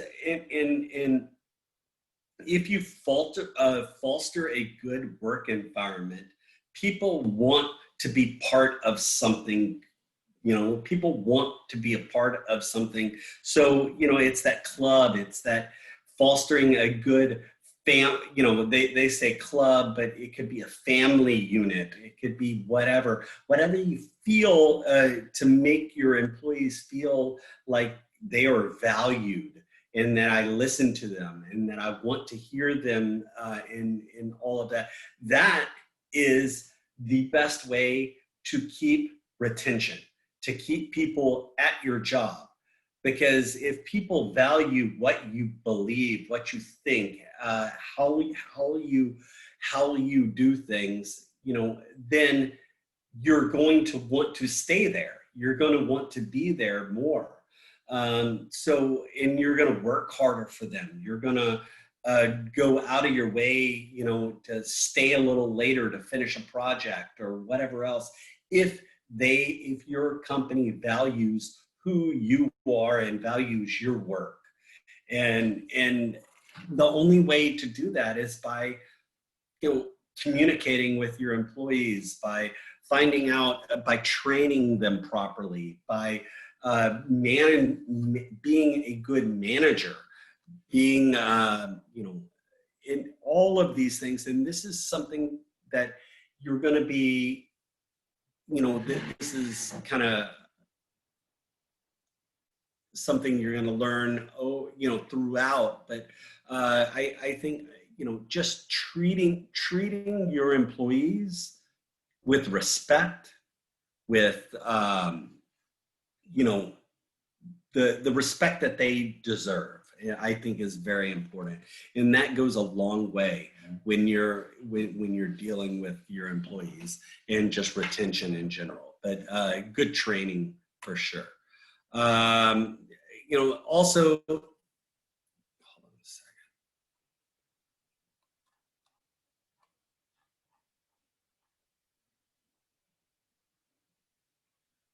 Do y'all need another 5-minute break? Or are y'all good? Y'all need? Doesn't matter. Need a break? Y'all good? Okay. I just don't want to, because sitting for a long period of time, people get tired of listening. All right, a good training, and I'm kind of beating that dead horse, but I think training is key for a successful restaurant or a successful business in general. But like that guy was saying in the video, you need to train, but you also need to verify that they understand it. By how do you verify? By tests, by them doing it, by whatever it is. But I need to verify and make sure that it is done correctly and that they understand the process. I don't want to micromanage too much, we're micromanaging is not. I don't think anybody likes to be micromanaged. There is, no one that likes to be nitpicked or watched, and all of that. But you need to trust your employees. You need to trust them. If you train them correctly, if you did all your procedures correctly, you should be able to trust your employees. Because, if you don't trust your employees, then why the hell hire them? Honestly, you're just wasting your time and your money if you don't trust your employees. So you need that trust. And sometimes when I am micromanaged or when I'm micromanaging other people, and it's because maybe I don't trust them, or I don't believe in them as much as another employee. But you really need to try to trust your employees and not micromanage them. But trust but verify. Always trust but verify. You always need to verify and make sure that they're doing correctly. But you still have to have that trust, because if you don't, then your employees start to feel, like, okay, then if they don't trust me, if they don't why are they micromanage me all the time. Why are they doing that? And that puts a lot of I would say discomfort when it comes to employee and manager relationship when you're doing it. Let's see, the employees should be your greatest. Your employees are your greatest asset, right? I mean, they're the only ones. They're the ones that are gonna fight your battles for you. They're the ones that are gonna be cooking the food. They're the ones that are gonna be doing everything possible. You should. They are your greatest asset. They are your, and they're a lot of money too. I mean, I sure as hell would not spend money, give an employee money, like their salary or their hourly rate, if I don't trust them. If I don't trust them, why the hell would I keep them in my business, right? So, you know, you need to have good people working for you, because good people will make you very, very successful. You know, if you foster a good work environment, because we've all been in a bad work environment. And how much do you really want to work for a place that fosters that has a bad work environment? You don't, do you?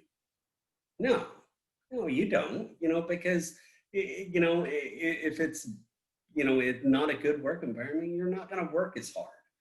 And you've got to treat your employees well, because they are your face of your restaurant. They are the face of your business, and they can make you or break you.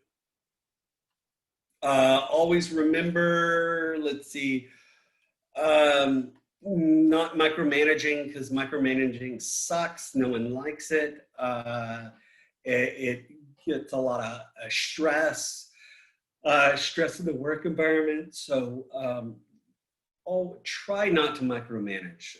You know, sometimes it's difficult, especially if it's something that you know, like to do, or you want to do this project and you want to do it with them. You've got to kind of not do it with them. You need to let them do their own thing and not micromanage your employees. You know, trust but verify. Always trust but verify. That is always, I think, the most important thing.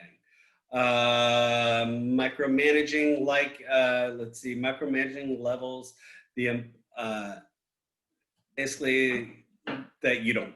Anytime you micromanage someone, people think that, you know, the manager, they don't trust them, that they're dumb, that they don't understand it, all of that sort of stuff. I mean, what are other feelings that you feel when you're micromanaged? Anybody? Undervalued. Undervalued. Yeah, I like that word. Write that down. Undervalued. Yeah. Yeah, I like that. Yeah, for sure undervalued, because, well, why? I mean, if they're micromanaged, they don't trust you. They don't. They feel, you feel unappreciated. All of these things. Trust you or something. What did you say? Like they can't trust you, you know, like Yes. micromanage. They can't Totally. trust that you're going to execute what they want you to do. So I completely agree. And you know, and that doesn't make the employee feel so well. So always remember, please try not to micromanage. Happy employees equals, you know, I think, a good work environment. Happy employees, you know, again, we can't make everybody happy. You know, I've been in the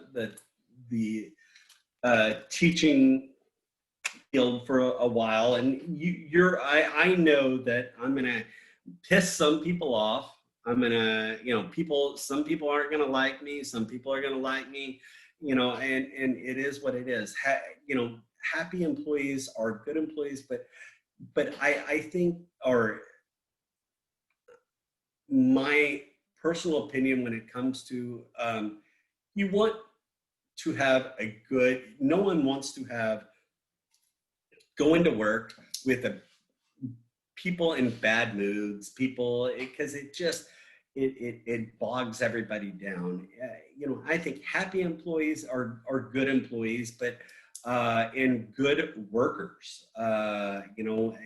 When people are negative and not happy, you can totally see a total difference in their work load and how much they get done and all of that. But I think trying to foster a happy and good and healthy, what I call healthy environment. We all need healthy environments, and we do not want any toxic environment. And anything toxic should not be in the restaurant industry, for sure. A good culture, again, there's always problems. Work is work, right? But if you can make it fun, you can make it less cumbersome for people, less, feeling like you're, small or belittled or any of that sort of stuff. That shouldn't be part of your work environment. Employees are your backbone. I cannot stress that enough. Guys, I can't do it on my own. You can't do it on your own. There's absolutely no one can do it on their own. You have to have employees. You have to have people to help you to get the job done. And just understand that these people are they're your backbone. They're the one that keeps the restaurant running every single day. And I don't know if it was in one of the videos we watched, one of them, some guy was saying, well, I didn't cook your food. I didn't do anything for you. What did I do? Why are you thanking me, type of deal? And the issue is he didn't do anything. It was all the employees. So making sure you recognize your employees, and we're going to be talking about kind of a recognition aspect of it, of the job portion. But I think recognizing that your employees are the backbone, that, guys, if you weren't here, I wouldn't have a job. That's why I tell you, you pay my salary. You put food on my table. You clothe my 2 daughters. You put gas in my car. You do everything for me. Like, you are the backbone. If you weren't here, I wouldn't have a job here, right? So it's one of those things where you've got to understand who you're working for, and all of those things, and what you're doing. And your employees are working for you, and they're the backbone of everything. And Richard Branson, train people well enough so they can leave. Treat them well enough so they don't want to leave, right? You want to train them so where, that they know what they can do. They know you're training them with a lot of information, but you treat them so well where they're not going to want to leave, right? That they're going to stay, and they're going to foster and help with the atmosphere that we have made so far, by the communication, by making sure your employees know that I respect you and that I want you, that I care for you, that I believe in you. All of those things that you very rarely hear a boss tell an employee. I believe in you. I trust you. I don't hear that enough in my workplace of, Cliff, I trust you, I believe in you, all of that sort of stuff. You don't hear that, but if you give that to your employees, you will see such a good return in your investment. And I don't like to use, employees are investments, right? I'm investing in them to make sure that that they do the good job, they treat their employees right, or the customers right, or whatever else. So, making sure that you understand your employees are a big part of what your job is. And as a manager, that's a lot of your job is managing those individuals and making sure that they're doing the right thing. But managing doesn't mean being a babysitter. Managing is not always like that. You need to make sure your employees understand that they are big boys and big girls kind of a deal, and they need to do what they need to do. And if not, I will find a person that can do that job, other than them. So, but always remember how to treat your employees. Guys, we're not Gordon Ramsay.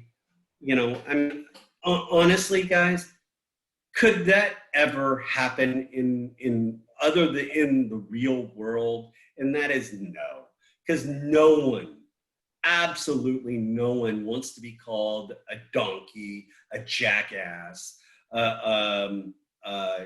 all these names all the time. That it only works on TV, right? Because people want to see that.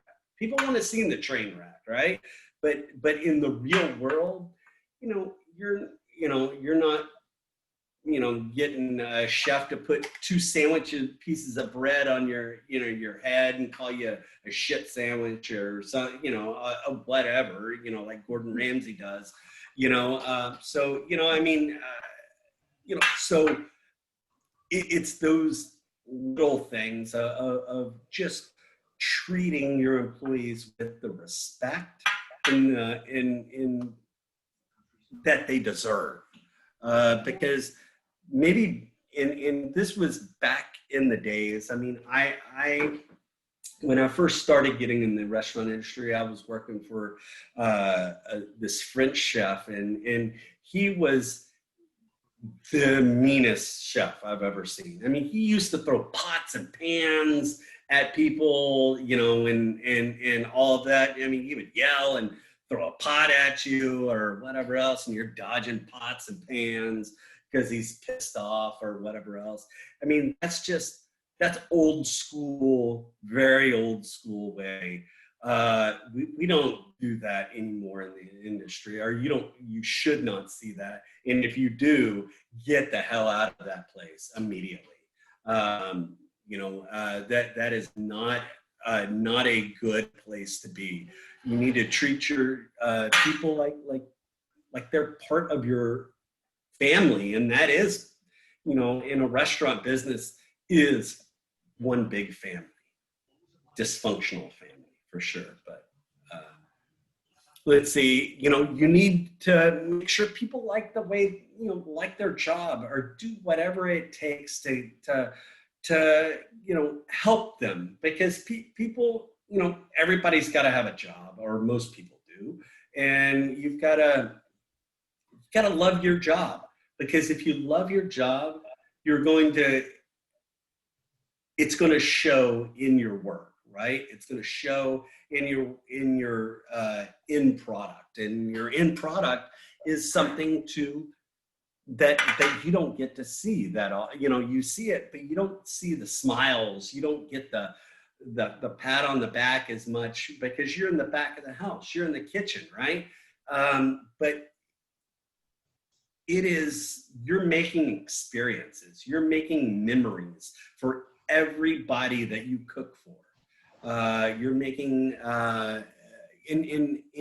just try to hire people that you feel that foster your work environment, your beliefs, your everything that you want in your facility, and in your way you want to work, or your beliefs, meaning your company's beliefs, or your mantra, if you will, or your,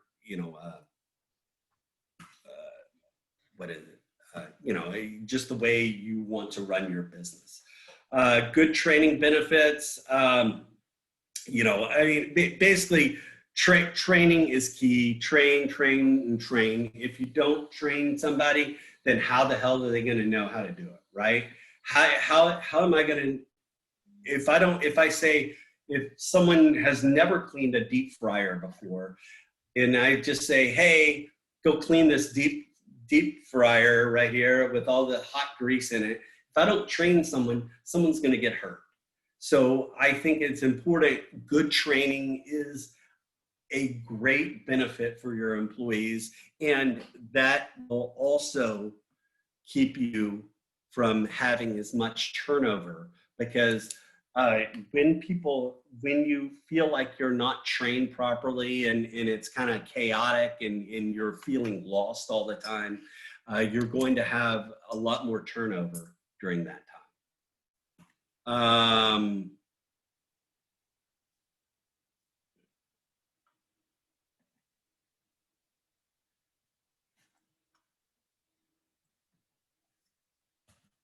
Sorry, hold on. All right, training objectives.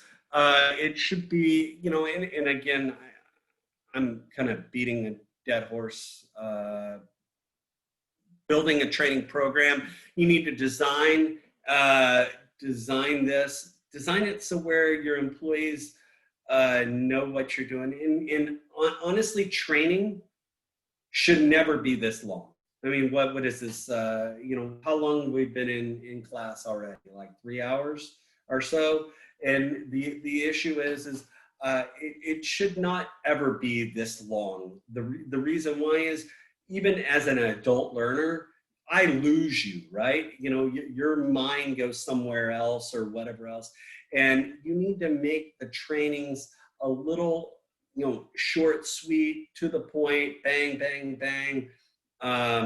But people need to know what they're going to learn and why they need to learn this. And those are all the things you need to get to make sure, the people that are in the training understand, and ask, make sure that, there's question and answer period. Make sure that there might be a breakout session. Maybe they can practice. They can do little scenarios, a little like, some sort of skit, if you will, or practice the cooking method, or whatever it is, or practice whatever we trained. Training, for adults, self-motivated, be active. A lot of instead of yes, you're going to have to do some sit down, but let's do something active also. Get people up and moving and get involved with the training. Because if you get them involved, they're going to at least be a little more active instead of just sitting and listening as much. Training implication, basically, schedule the training activity, have different devices, if you want to use mobile devices, or if you want to use like a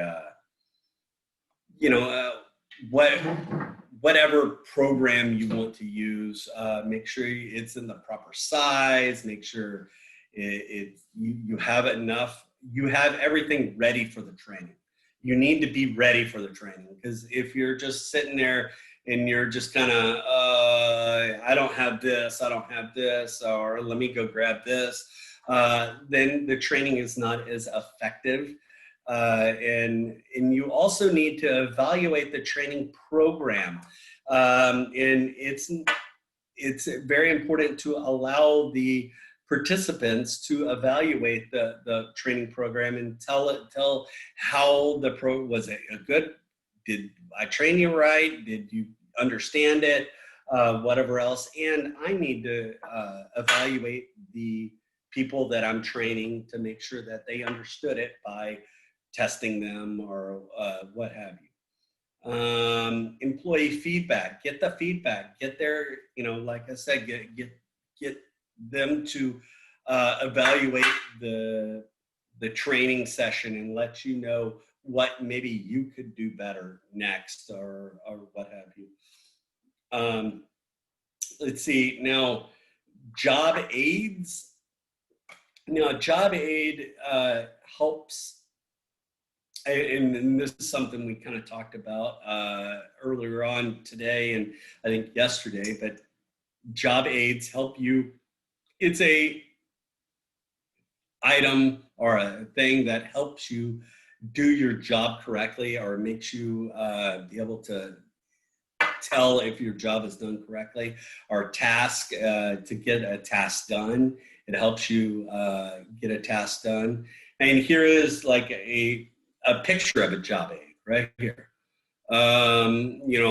Here you go. This is how you do it. A job aid can be printed material, poster, you name it. How to wash your hands. Has anybody ever seen that kind of a picture about the hand washing station of your hands, a picture of a hand, and then it says hot water, and then it kind of goes. That is considered a job aid. Does everybody understand that? A job aid is maybe a definition or a code. It kind of coaches you through kind of different sections. It's basically a training thing, but it's a job aid. Here is another job aid.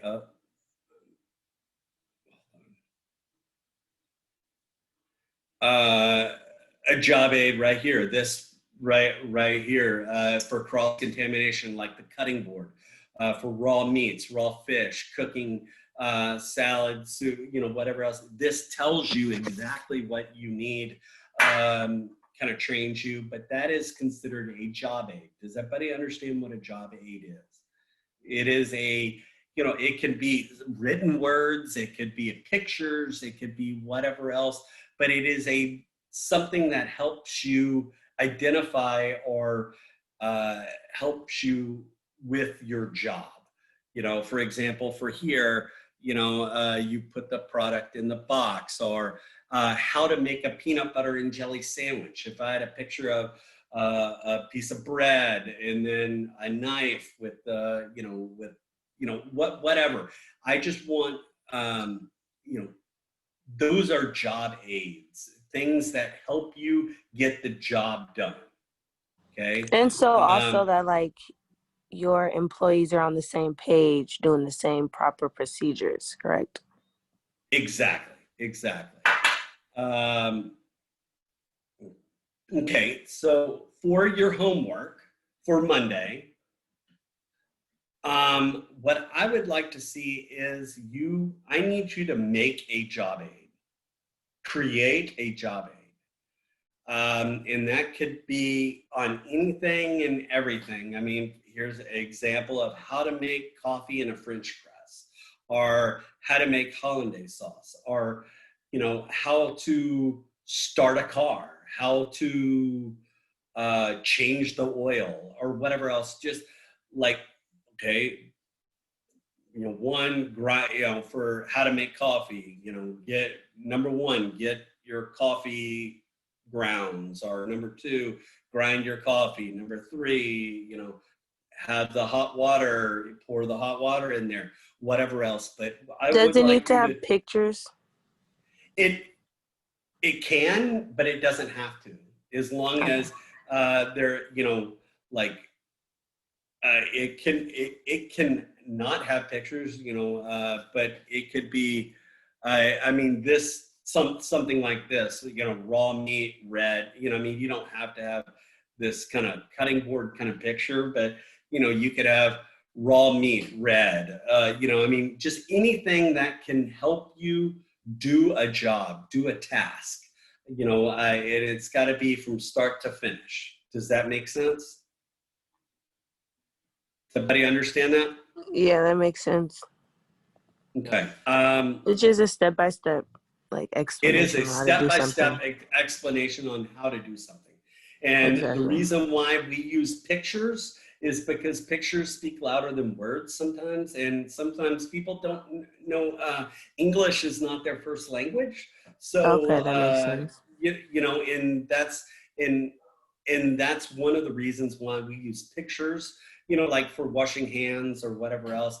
And you might not need to know the language, but if you can understand the Right. picture, that kind of helps you with that job or whatever it is. So Also, colors too. exactly. Things that are bright in the So- kitchen gets people attention. For sure. So that is your homework for Monday. You can email it. You can do a Google Doc or whatever else and share it with me. You can email it. So I it's would due on prefer- Monday. Yeah, I mean, do before. I would say give it to me, over the weekend or Monday morning, because I'm going to Okay. share some of them.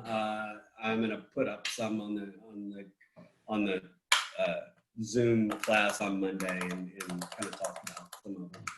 Okay, I'll send it in by Sunday. Yeah, no worries. Are there any questions, problems, concerns? Everybody copacetic? Everybody good? All good. Right. All right. Well, enjoy this beautiful day, this beautiful weekend it's supposed to be.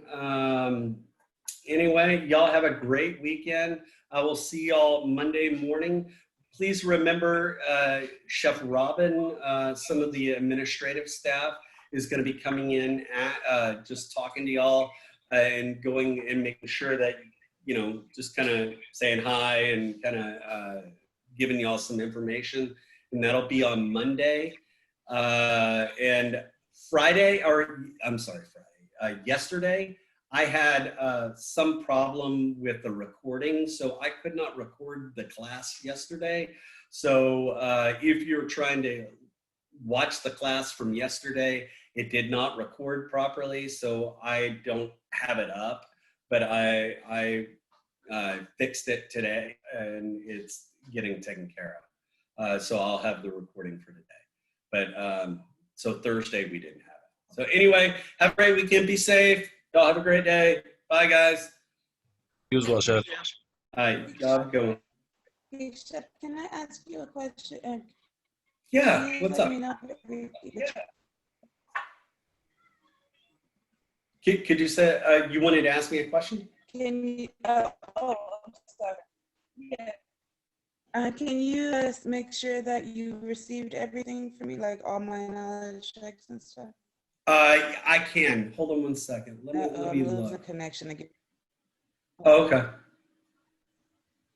Are you there? Yes, I'm here. My connection was fading.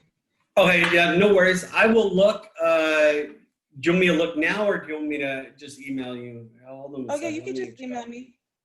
Okay, I just all right, want to cool. make sure that I was all caught up since those first 2 days. Yeah, But no, for sure. You're caught up. You're good. You're good. Okay, awesome. I forgot you were the one that didn't come in the first 2 days. Yeah, you're good.